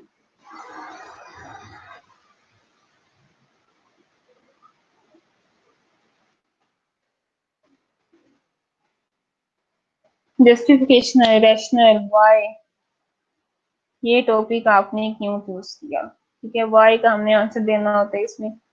Research justification refers to the rationale for the research or the reason why the research is being conducted. ये रिसर्च हम क्यों करने जा रहे हैं, including an explanation for the design and method employed in the research, ठीक है। अभी इसमें हमने अपना मेथड और डिजाइन को भी एक्सप्लेन करना था जो हम अप्लाई करने जा रहे होते हैं अपनी स्टडी पे। Here is the place in which the researcher tries to convince an audience that the research is worth doing.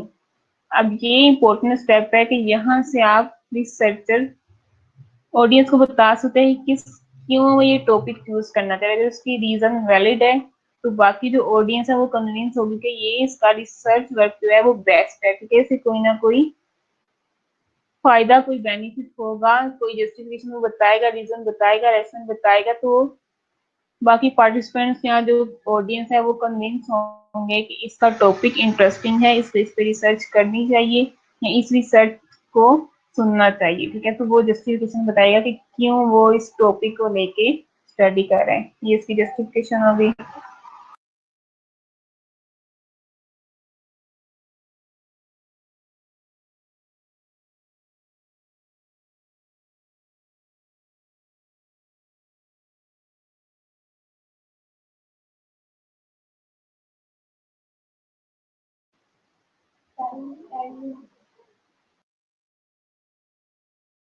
Okay, clear है यहाँ तक सबको?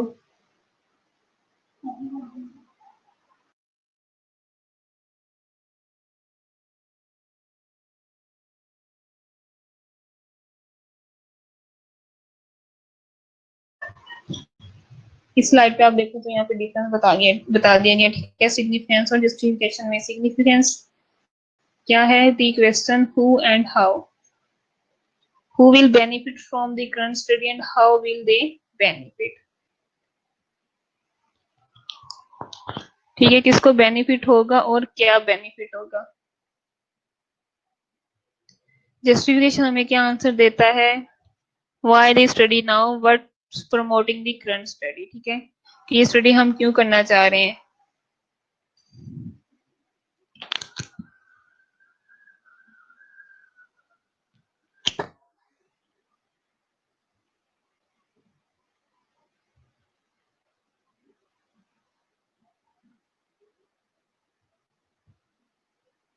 नेक्स्ट हमारे पास है स्टेटमेंट ऑफ द प्रॉब्लम।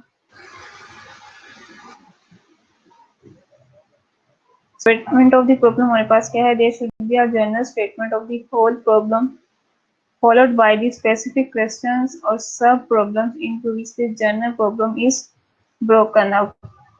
नीचे अगर आप एग्जांपल में देखो तो ये हमारे पास क्या है, बेसिकली रिसर्च जो क्वेश्चंस हैं, ठीक है, वो हमारे पास स्टेटमेंट ऑफ द प्रॉब्लम है जिसका हम आंसर देखना चाह रहे होते हैं। अगर आप इसमें एग्जांपल में देखो, the study started to determine whether the squash fruit stock contents can be a alternative treatment for inflammation caused by लिपा प्लांट। ठीक है, तो लिपा प्लांट की इंफ्लामेशन का अल्टरनेटिव ट्रीटमेंट वो स्क्वाश फ्रूट पे स्टडी करना चाह रहे हैं कि वो अल्टरनेटिव ट्रीटमेंट है कि नहीं।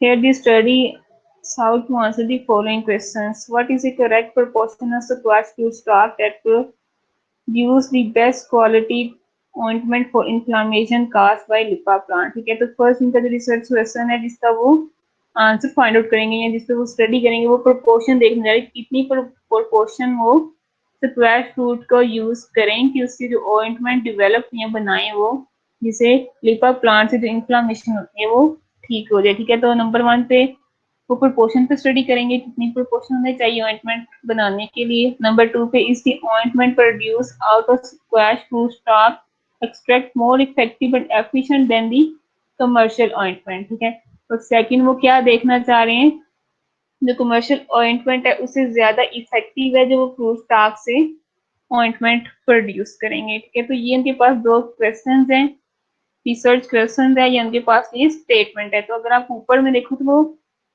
जर्नल स्टेटमेंट थी। ठीक है, जिसमें सिंपल वो देखना चाह रहे थे कि स्क्वाश फ्रूट से जो ऑइंटमेंट बना रहे हैं वो अल्टरनेटिव ट्रीटमेंट है जिससे वो इन्फ्लामेशन को कंट्रोल कर सके, जो इन्फ्लामेशन होती है लिपा प्लांट से। तो ये वाली जो स्टेटमेंट है ये जनरल इंफॉर्मेशन है। ठीक है, जनरल स्टेटमेंट है। अब इस जनरल स्टेटमेंट को उन्होंने ब्रेक डाउन कर दिया है दो पॉइंट्स में। ठीक है, दो क्वेश्चन में। नंबर 1 पे प्रोपोर्शन देखना चाह रहे हैं, कितनी प्रोपोर्शन वो बनाए यूज करें जिससे ऑइंटमेंट उनकी बेस्ट हो। नंबर 2 पे वो देखना चाह रहे हैं कि इनकी जो ऑइंटमेंट है वो बेस्ट है या जो कमर्शियल ऑइंटमेंट्स हैं वो ज्यादा इफेक्टिव है। तो ये दो क्वेश्चन उनके पास आ गए।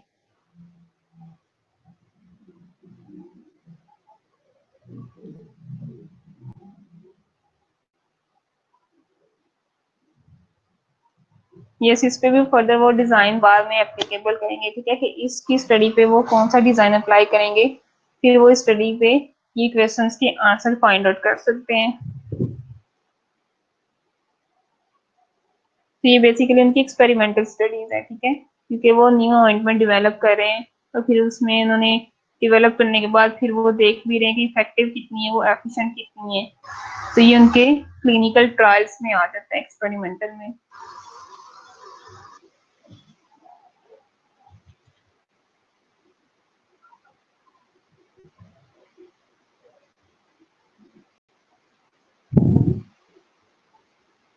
ये अदर एग्जांपल दे दी गई है स्टेटमेंट ऑफ द प्रॉब्लम में। ठीक है, the study aim to determine the psychological effect of TV advertisement on whitening products to teenage viewers. Specific question that the researcher aim to answer are the following। ठीक है, अब ऊपर general statement दे दी गई है कि जो वाइटनिंग क्रीम्स के या प्रोडक्ट्स के एडवर्टाइजमेंट आते हैं उनके बारे में टीनेजर्स का व्यू क्या है। ठीक है, या साइकोलॉजिकल इफेक्ट क्या आता है टीनेजर्स पे, वो उनके व्यूज देखना चाह रही है, जर्नल है।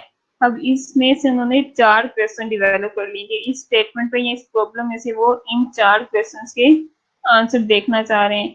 नंबर 1 पे वो क्या देखेंगे, after watching TV advertisement on whitening products to tin agers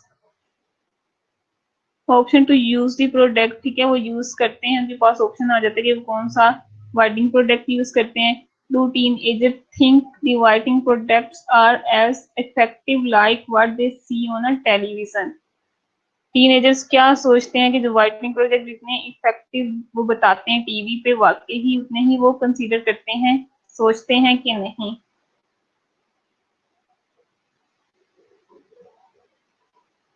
number third पे है डू टीन एजर्स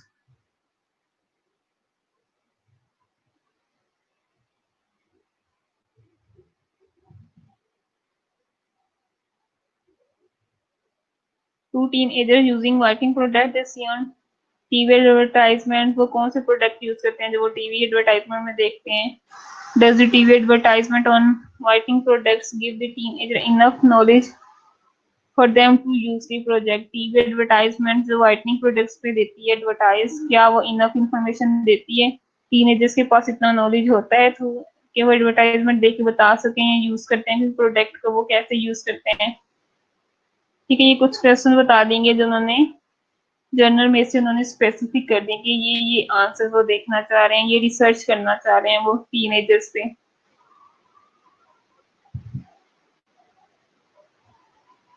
कि टीनेजर्स पे क्या साइकोलॉजिकल इफेक्ट आते हैं जब वो एडवर्टाइजमेंट देखते हैं वाइटनिंग प्रोडक्ट्स की। तो ये स्टेटमेंट ऑफ द प्रॉब्लम है और फर्दर उन्होंने इसको रिसर्च क्वेश्चंस में डेवलप कर दिए है। अब इस पे वो स्टडी करेंगे और लास्ट में देखेंगे कि उनके पास क्या आंसर्स आते हैं।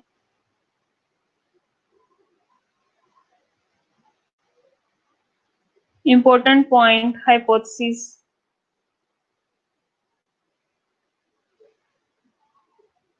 हाइपोथेसिस हमारे पास क्या है? Hypothesis a tentative prediction of the relationship between the variables. ठीक है, टेंटेटिव हम प्रिडिक्ट करते हैं कि दोनों वेरिएबल्स के दरमियान रिलेशनशिप हो सकता है या नहीं हो सकता। Hypothesis makes the following contributions in research study. Number one, it provides clarity to the research problem and research objectives. ठीक है, क्लैरिटी प्रोवाइड करता है हाइपोथेसिस रिसर्च प्रॉब्लम में और रिसर्च ऑब्जेक्टिव्स में। ठीक है, हाइपोथेसिस से हमें पता चलता है कि हाइपोथेसिस को किस बेस पे डेवलप करते हैं, जो उनकी प्रॉब्लम होती है या जो उनके ऑब्जेक्टिव्स होते हैं उसकी बेस पे वो हाइपोथेसिस डेवलप करते हैं। इट डिस्क्राइब्स, एक्सप्लेन्स और प्रिडिक्ट द एक्सपेक्टेड रिजल्ट्स और आउटकम ऑफ द रिसर्च। ठीक है, तो हाइपोथेसिस हमें क्या करते हैं? एक्सप्लेन करते हैं या प्रिडिक्ट करते हैं कि ये एक्सपेक्टेड आउटकम हो सकता है या रिजल्ट आ सकता है। It indicates the type of research design. Hypothesis से हमें रिसर्च डिजाइन का भी पता चलता है। जैसे लास्ट टाइम हमने डिस्कस किया था कि डिस्क्रिप्टिव स्टडीज में हम हाइपोथेसिस डेवलप करते हैं और एनालिटिकल स्टडी में हाइपोथेसिस हम टेस्ट करते हैं। ठीक है, तो हाइपोथेसिस हमें पता चलता है, आइडिया है कि इस पे कौन सा डिजाइन एप्लीकेबल है। It identifies the population of the research study and that it is to be investigated और एग्जामिन्ड। हाइपोथेसिस में हमें पॉपुलेशन का भी आइडिया होता है कि ये रिसर्च किस पॉपुलेशन में करने जा रहे हैं। ठीक है, नेक्स्ट एग्जांपल में हम देख लेते हैं। अब हाइपोथेसिस बेसिकली 4 टाइप्स की हैं। Number 1, based on statistical hypothesis. Number 2, based on the number of variables. Number 3, based on the direction. Number 4, based on the relationship. ठीक है, तो अभी जो हम प्रीवियसली डिस्कस कर चुके हैं वो हम स्टैटिस्टिकल हाइपोथेसिस डिस्कस कर चुके हैं, जिसमें हमने 2 टाइप्स डिस्कस की थी, null hypothesis and alternative hypothesis. तो ये हमारे पास स्टैटिस्टिकल हाइपोथेसिस है और यही हाइपोथेसिस हम कॉमनली अपने रिसर्च वर्क में यूज करते हैं। नंबर 1 देख लेते हैं, based on statistical hypothesis. Number 1 इसमें आ गया नल हाइपोथेसिस, नंबर 2 इसमें आ गया रिसर्च हाइपोथेसिस। ठीक है, नल हाइपोथेसिस को हम डिनोट करते हैं एच नोट से और अल्टरनेटिव हाइपोथेसिस को हम डिनोट करते हैं H1 से। नल हाइपोथेसिस हमारे पास क्या है? A statistical hypothesis that predicts there is a no relationship between variables. ठीक है, नल मींस नो, कि जिस 2 वेरिएबल को वो स्टडी कर रहे हैं उन वेरिएबल्स का आपस में कोई रिलेशन नहीं है, कोई इफेक्ट नहीं है। ठीक है, ये नल बताता है। रिसर्च हाइपोथेसिस, अल्टरनेटिव हाइपोथेसिस जिसे हम H1 भी कहते हैं, and alternative hypothesis to the statistical null hypothesis. ठीक है, स्टैटिस्टिकल नल हाइपोथेसिस का अल्टरनेटिव हमारे पास आ गया alternative hypothesis predicts relation researchers actual expectations about the outcome of the study. ठीक है, तो ये बेसिकली रिसर्चर का जो इंटरेस्ट होता है, जो एक्सपेक्ट करता होता है वो आउटकम को वो बताता है। ठीक है, तो हम स्टडी बेसिकली ज्यादातर इसीलिए करते हैं कि हम किसी चीज का आपस में रिलेशनशिप दे सके। ठीक है, तो ज़्यादातर हम अल्टरनेटिव हाइपोथेसिस को ही टेस्ट करते हैं। अब इसको हम साइंटिफिक हाइपोथेसिस भी कहते हैं, सब्सटेंशिएटिव हाइपोथेसिस भी कहते हैं, थ्योरेटिकल हाइपोथेसिस भी कहते हैं।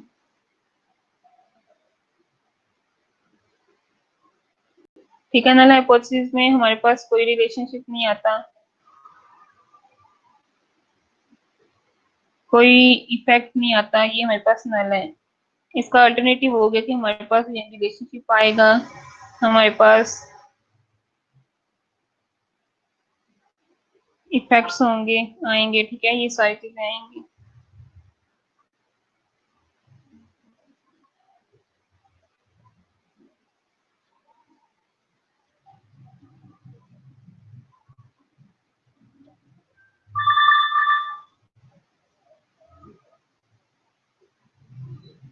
एग्जाम्पल हम देख लेते हैं।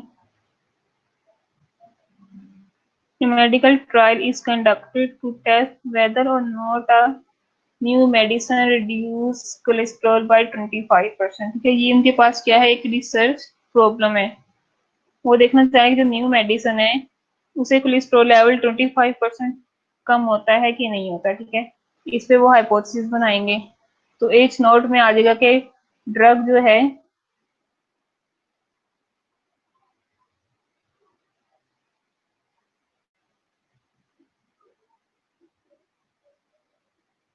ये उल्टा हो गया। ठीक है, एच नोट में कि ड्रग रिड्यूस नहीं करा कोलेस्ट्रॉल लेवल 25%, और एच वन में आएगा कि ड्रग रिड्यूस करे कोलेस्ट्रॉल लेवल 25%।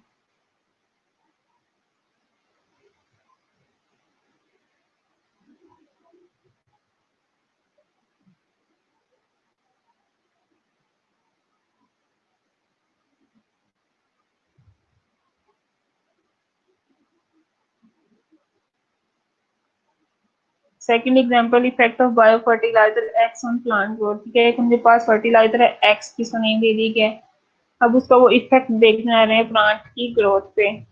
तो नल में इसमें क्या आएगा कि कोई इफेक्ट नहीं है फर्टिलाइजर का। ठीक है, फर्टिलाइजर हम जितनी मर्जी दें से प्लांट की ग्रोथ नहीं हो रही, ठीक है, इंक्रीज नहीं हो रही। अल्टरनेटिव इसमें क्या है, जब हम उस फर्टिलाइजर को अप्लाई करते हैं तो उससे प्लांट ग्रोथ इंक्रीज हो जाती है।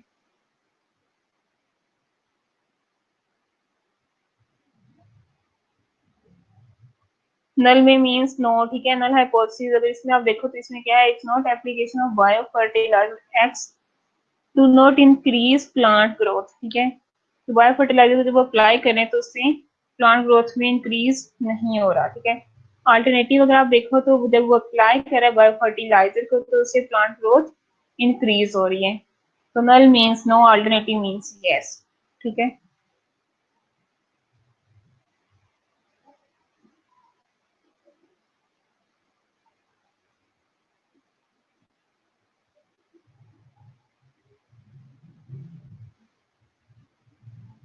इधर डस नॉट आया अल्टरनेटिव में,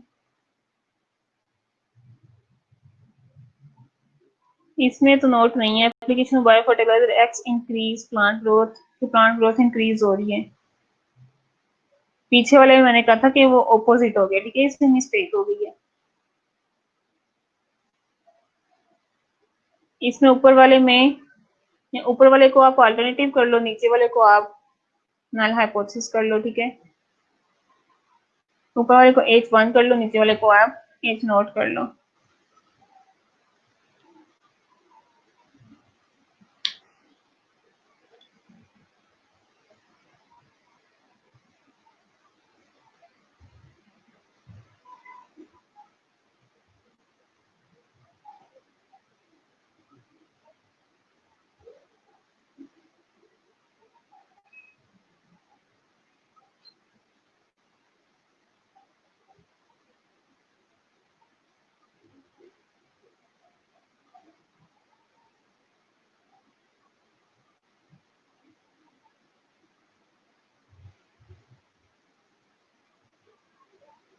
नंबर टू पे था हमारे पास नंबर ऑफ वेरिएबल्स की बेस पर हम देखें तो हमारे पास डिफरेंट हाइपोथेसिस आते हैं। ठीक है, नंबर वन पे है सिंपल हाइपोथेसिस, नंबर टू पे है complex hypothesis. Simple hypothesis means इसमें एक ही इंडिपेंडेंट वेरिएबल होगा और एक ही डिपेंडेंट वेरिएबल होगा। ठीक है, इनके दरमियान हम रिलेशनशिप देखेंगे। कॉम्प्लेक्स में क्या है कि दो या दो से ज्यादा इंडिपेंडेंट वेरिएबल होंगे और दो या दो से ज्यादा ही डिपेंडेंट वेरिएबल्स भी होंगे, ठीक है। तो कॉम्प्लेक्स हाइपोथेसिस को हम मल्टीवेरिएट हाइपोथेसिस भी कहते हैं, क्योंकि इसमें मल्टीपल वेरिएबल्स की इन्वॉल्वमेंट है।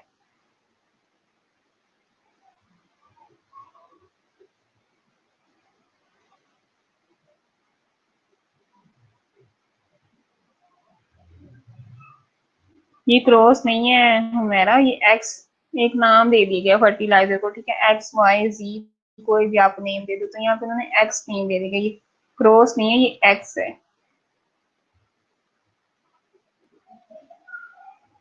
एग्जांपल देख लेते हैं सिंपल हाइपोथेसिस की। तो इसमें क्या एग्जांपल है, too early positions changing of a fully bed ridden patient will prevent bed source, ठीक है। अब इसमें क्या है, एक ही इंडिपेंडेंट वेरिएबल है और एक ही डिपेंडेंट वेरिएबल है। अब इसमें इंडिपेंडेंट वेरिएबल कौन सा है, टू अर्ली पोजीशन, ठीक है। ये इसके इनके पास क्या है, इंडिपेंडेंट वेरिएबल, और इस इंडिपेंडेंट वेरिएबल का वो किस पे इफेक्ट देखना चाह रहे हैं, डिपेंडेंट क्या है इसमें, बेड सोर, ठीक है। जब वो टू अर्ली पोजीशन चेंज करेंगे पेशेंट की, तो उससे क्या होगा, बेड सोर्स के चांसेस कम होंगे। तो बेड सोर्स प्रिवेंशन डिपेंड करिए उसकी पोजीशन पे, ठीक है। तो टू अर्ली पोजीशन इसमें एक वेरिएबल आ गया इंडिपेंडेंट वेरिएबल, और बेड सोर्स इसमें आ गया डिपेंडेंट वेरिएबल, ये भी एक ही वेरिएबल है, ठीक है। एक ही इंडिपेंडेंट वेरिएबल है और एक ही डिपेंडेंट वेरिएबल है। तो ये सिंपल हो गया। कॉम्प्लेक्स में अगर आप देखो तो for example a fully bed ridden patient, too early position changing, number one independent variable, ठीक है, too early back care, number two independent variable and a high protein diet, number three independent variable. तो यहाँ पे हमारे पास कितने variables आ गए, independent three, ठीक है, मल्टीपल आ गए। Will build up body resistance, ये हमारे पास क्या है, डिपेंडेंट वेरिएबल आउटकम, ठीक है। Body resistance number one, will promote blood circulation number two, and number three and will prevent bed source, ठीक है। तो ये तीन हमारे पास आ गए डिपेंडेंट वेरिएबल। तो यहाँ पे दो या दो से ज्यादा वेरिएबल्स हैं, चाहे वो इंडिपेंडेंट है चाहे वो डिपेंडेंट है। तो ये हमारे पास आ गए कॉम्प्लेक्स हाइपोथेसिस या मल्टीवेरिएंट हाइपोथेसिस, ठीक है। ये यहाँ पे एक्सप्लेन कर दिया गया। प्रीवियस एग्जांपल में थ्री इंडिपेंडेंट वेरिएबल्स थे, too early position changing, too early back care and high protein diet. इस बार थ्री डिपेंडेंट वेरिएबल्स थे, promotion of blood circulation, building up of a body resistance and prevention of bed source, ठीक है। तो ये हमारे पास आ गया मल्टीवेरिएंट हाइपोथेसिस। ये जो हमने डिस्कस किया ये है based on the number of variables, ठीक है। पहले हमने डिस्कस किया था स्टैटिस्टिकल हाइपोथेसिस में दो टाइप सी, null hypothesis and alternative hypothesis के बाद number two based on the number of variables, इसमें फर्दर दो टाइप थी, number one simple hypothesis, number two multivariant hypothesis या कॉम्प्लेक्स हाइपोथेसिस। अब नंबर थ्री हमारे पास आ गया on the basis of direction, ठीक है, directional hypothesis versus non directional hypothesis. Directional mean जिसमें हमें डायरेक्शन पता होगी, तो नॉन डायरेक्शन जिसमें हमें डायरेक्शन क्लियर नहीं होगी। इसमें अगर आप एग्जांपल देखो, high quality of nursing education will lead to high quality of nursing practice skill. अब इसमें क्या वो डायरेक्शन बताया कि जितनी वो हाई क्वालिटी एजुकेशन होगी उतनी ही नर्सिंग जो प्रैक्टिस स्किल्स हैं वो उतनी ही हाई होंगी, ठीक है। तो हाई इसमें क्या बता दिया गया, डायरेक्शन। तो ये डायरेक्शन हाइपोथेसिस है। नॉन डायरेक्शनल हाइपोथेसिस जिसमें वो डायरेक्शन नहीं बताएंगे, ठीक है। Non directional hypothesis predict the relationship between the independent variable and dependent variable, ठीक है। ये रिलेशनशिप तो बताएगा लेकिन but does not specific the directional of the relationship, लेकिन इसमें वो डायरेक्शन नहीं बताएगा। एग्जांपल जैसे teacher student relationship influence students learning. अब सिंपल वो कह रहे हैं कि टीचर स्टूडेंट रिलेशनशिप इफेक्ट करते हैं स्टूडेंट की लर्निंग पे। अब ये इसमें नहीं बताया कि अच्छे वाला रिलेशनशिप बैड वाला रिलेशनशिप, ठीक है। इसमें डायरेक्शन नहीं बताई, सिंपल बताया गया कि रिलेशनशिप इफेक्ट करे स्टूडेंट की लर्निंग पे। अब बैड रिलेशनशिप है ये कितना इफेक्टिव है ये चीज इसमें मेंशन नहीं है, तो इसमें डायरेक्शन उन्होंने नहीं बताई। नेक्स्ट एग्जांपल देख लेते हैं। नेक्स्ट वो क्या देखना चाह रहा है, prediction that older patients are at greater risk of falling than younger ones, ठीक है। वो एक स्टडी कर रहा है जिसमें देखा जाए कि जो ओल्डर पेशेंट्स है उनमें ज्यादा चांसेस है फॉलिंग के as compare to younger one.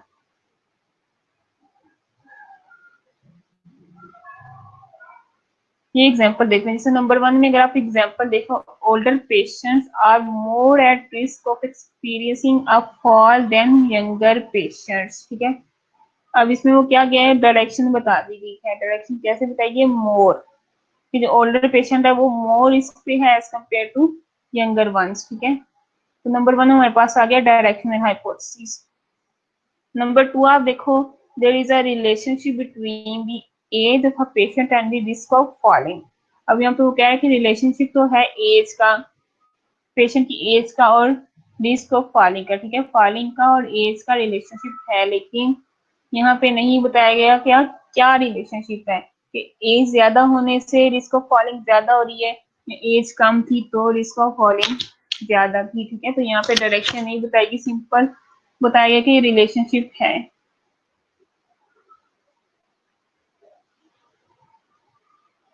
नहीं, टीचर स्टूडेंट वाला सिंपल भी हो सकता है, ठीक है। कुछ हाइपोथेसिस ऐसे होंगे जिसपे वो हो सकता है, अब वो अल्टरनेटिव हाइपोथेसिस भी हो सकता है, वो सिंपल हाइपोथेसिस भी था,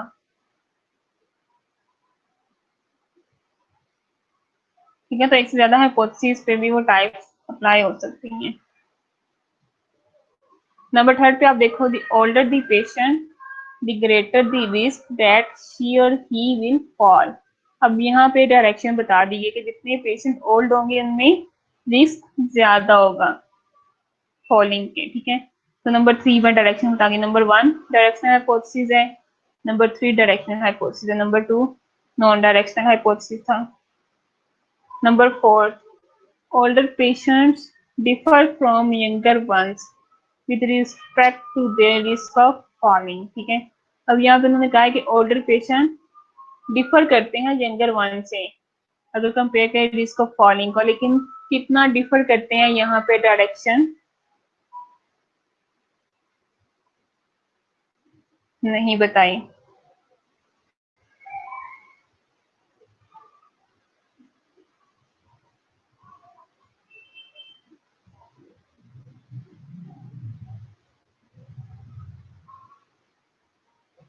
ठीक है, तो नंबर 4 हमारे पास आ गया नॉन डायरेक्शनल।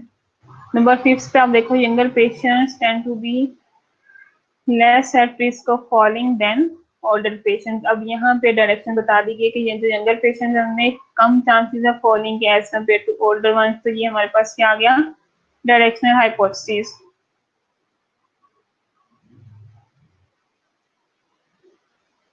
ओके, लास्ट में रिवाइज करते हैं, ठीक है। अभी 10 मिनट आएंगे तो ये स्लाइड मैंने खत्म करनी।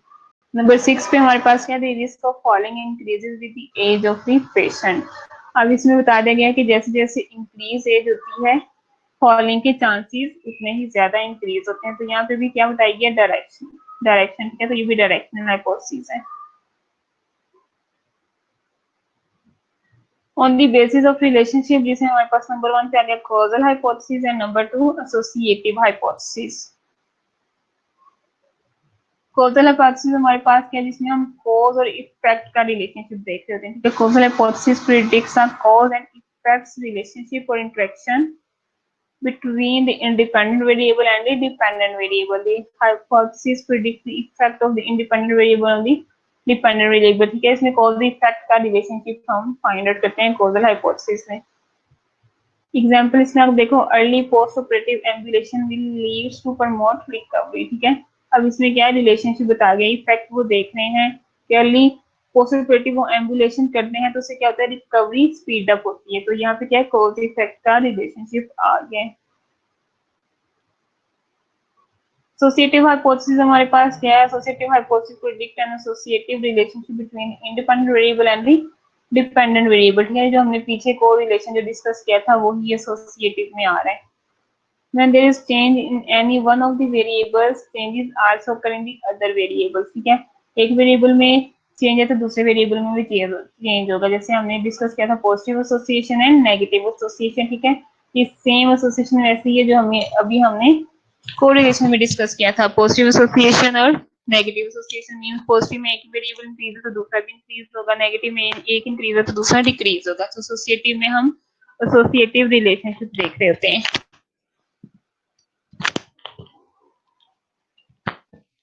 ठीक है, ये कुछ एग्जांपल है, जैसे सिंपल नल हाइपोथेसिस। अगर आप स्टेटमेंट देखो तो इसका मतलब ये नल हाइपोथेसिस भी है और ये सिंपल हाइपोथेसिस पे, तो एक स्टेटमेंट या एक हाइपोथेसिस पे दो चीजें भी अप्लाई हो सकती हैं। ठीक है, अब ये स्टेटमेंट में है कि ये bed rest will not relieve severe asthmatic dyspnoea. Not के हिसाब से अगर आप देखो तो इसका मतलब ये नल हाइपोथेसिस है। अब इसमें एक इंडिपेंडेंट वेरिएबल यूज हो रहा है और एक ही डिपेंडेंट वेरिएबल हो रहा है। इसकी बेस पे देखो तो ये सिंपल भी है। ठीक है, तो ये सिंपल नल हाइपोथेसिस आ गया। लास्ट स्लाइड ये वाली। एसोसिएटिव हाइपोथेसिस में हम क्या देखते हैं, एसोसिएटिव रिलेशनशिप देखते हैं। जैसे हमने कोरिलेशन में डिस्कस किया था, पॉजिटिव कोरिलेशन और नेगेटिव कोरिलेशन। ठीक है, सेम यहाँ पे भी वैसे ही है, पॉजिटिव एसोसिएशन और नेगेटिव एसोसिएशन। पॉजिटिव एसोसिएशन में मींस इंडिपेंडेंट वेरिएबल इंक्रीज है तो डिपेंडेंट वेरिएबल इंक्रीज हो रहा है। ठीक है, नेगेटिव में इंडिपेंडेंट वेरिएबल इंक्रीज है तो may be dependent variable decrease हो रहा हो, तो ये एसोसिएटिव हाइपोथेसिस है।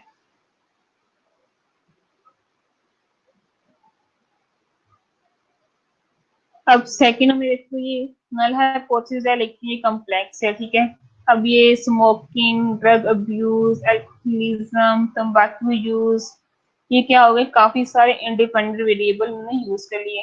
चार इंडिपेंडेंट वेरिएबल्स यूज कर लिए। हैव नो रिलेशनशिप, नो की बेस पे आप देखो तो ये नल हाइपोथेसिस है। ठीक है, in the occurrence of malaria, mumps, chickenpox, अब इसमें तीन डिपेंडेंट वेरिएबल आ गए, तो इसमें क्या दो से ज्यादा उन्होंने वेरिएबल चूज कर ली हैं, इंडिपेंडेंट और डिपेंडेंट। तो ये हमारे पास आ गए कॉम्प्लेक्स नल हाइपोथेसिस। इसमें हम देखो तो कॉजल नल हाइपोथेसिस है। High intake of fluid does not cause tissue edema. In the above example, the independent variable, that is high fluid intake, does not have any causal relationship with the dependent variable such as tissue edema. ठीक है, तो ये null hypothesis भी हो गया और इसका कोई इफेक्ट नहीं है, तो ये कॉजल नल हाइपोथेसिस हो गया। हाइपोथेसिस कैसे होने चाहिए, explain what you expect to happen. ठीक है, आप क्या देखना चाह रहे हो। हाइपोथेसिस आपके क्लियर होने चाहिए, अंडरस्टैंडेबल होने चाहिए। हाइपोथेसिस ऐसे हो जिसको आप टेस्ट करने जा रहे हो सके। ठीक है, जो मेजरेबल हो और इसमें इंडिपेंडेंट और डिपेंडेंट वेरिएबल्स मेंशन हो। सोर्सेज ऑफ हाइपोथेसिस बनाने के लिए, डेवलप करने के लिए कहाँ कहाँ से हेल्प ले सकते हो, आप लिटरेचर रिव्यू कर सकते हो। ठीक है, पर्सनल एक्सपीरियंस से आप हाइपोथेसिस डेवलप कर सकते हो। इंट्यूशन, सिक्स सेंस या गट फीलिंग से हाइपोथेसिस आप डेवलप कर सकते हो। रियल लाइफ एक्सपीरियंसेस आपके पास काफी सारे, आप उससे हाइपोथेसिस डेवलप कर सकते हो। एकेडमिक लिटरेचर से भी आप हेल्प ले सकते हो। अब इम्पोर्टेंट पॉइंट हाइपोथेसिस टेस्टिंग के, ये डिटेल में जाने की जरूरत नहीं है, बस आपने इसके स्टेप्स को याद रखना है। ठीक है, ये 5 ईयर पेपर्स में क्वेश्चन था इसलिए मैंने यहाँ पे मेंशन कर दिया। Is important to determine the relationship, it shows the test of significance.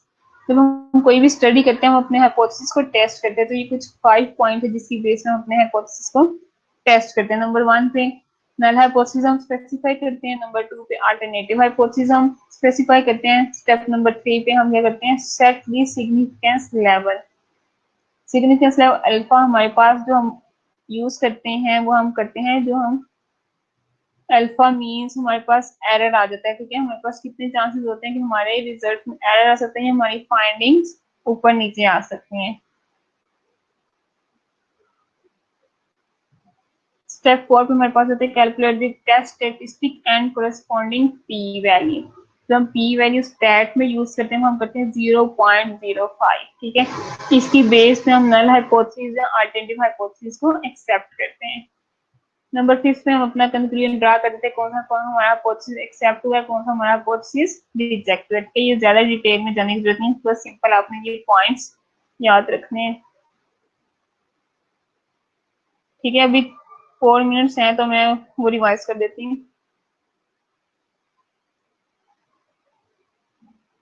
अभी किसी को कोई कंफ्यूजन है, कोई क्वेश्चन पूछना है तो आप पूछ लो। ठीक है,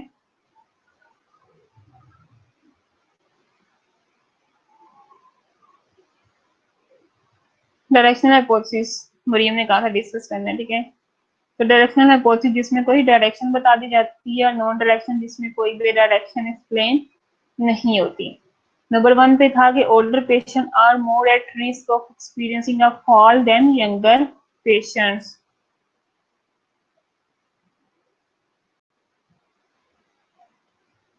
तो नंबर 1 शो करा है, इसमें बता रहे हैं कि ओल्डर पेशेंट है आर मोर, ठीक है। तो यहाँ पे वो डायरेक्शन बता रहे हैं कि ओल्डर पेशेंट ग्रेटर रिस्क पे हैं फॉलिंग के as compare to younger one. तो यहाँ पे डायरेक्शन बता रही है, तो ये डायरेक्शनल हाइपोथेसिस आ गया। नंबर 2 में आप देखो तो सिंपल उन्होंने बताया कि there is a relationship between the age of patient and risk of falling. तो यहाँ पे सिंपल रिलेशनशिप बताया गया, लेकिन रिलेशनशिप क्या है, कैसा है, कितना है, ये यहाँ पे डायरेक्शन नहीं है, तो ये नॉन डायरेक्शनल है।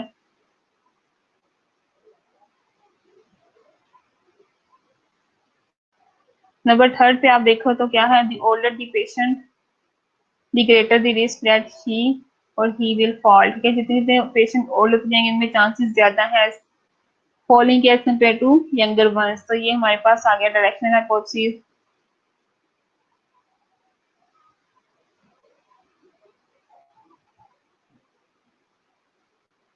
अच्छा जी, बहुत मजा आया आज। मुझे भी मजा आएगा जब कल का टेस्ट सबका अच्छा होगा, ठीक है।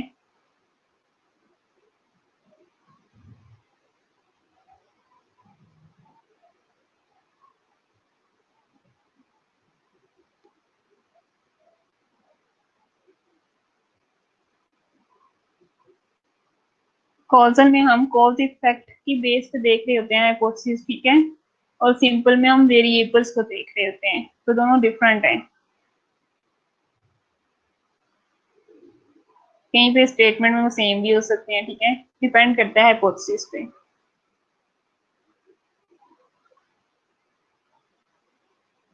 अगर वेरिएबल्स की बेस पे हम देखेंगे तो वो सिंपल हाइपोथेसिस है, और उसके दरमियान वो कॉज इफेक्ट रिलेशनशिप देखें तो वो कॉजल हाइपोथेसिस है, ठीक है। हो सकता है कई जगह पे एक हाइपोथेसिस पे वो दोनों चीजें इंप्लीमेंट हो रही हो। ठीक है, ओके, बेस्ट ऑफ लक कल के टेस्ट के लिए, ठीक है।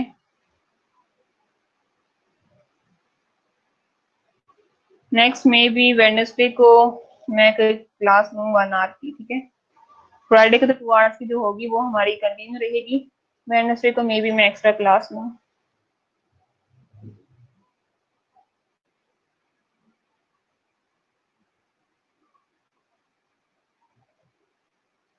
कल का सिर्फ एमसीक्यूज बेस्ड टेस्ट है, ठीक है। 10 एमसीक्यूज हैं और 20 मिनट्स है आई थिंक टेस्ट करने के लिए। तो जो कल के एमसीक्यूज में चीटिंग करेगा वो भी पकड़ा जाएगा, ठीक है। तो दोनों को 0 मिलेगा। तो अपनी मेहनत से और अपने दिमाग से टेस्ट करना आप लोग, ठीक है। चीटिंग पे ना रहना। ओके, लेक्चर का टाइम खत्म हो गया, ठीक है। Best of luck, Allah Hafiz.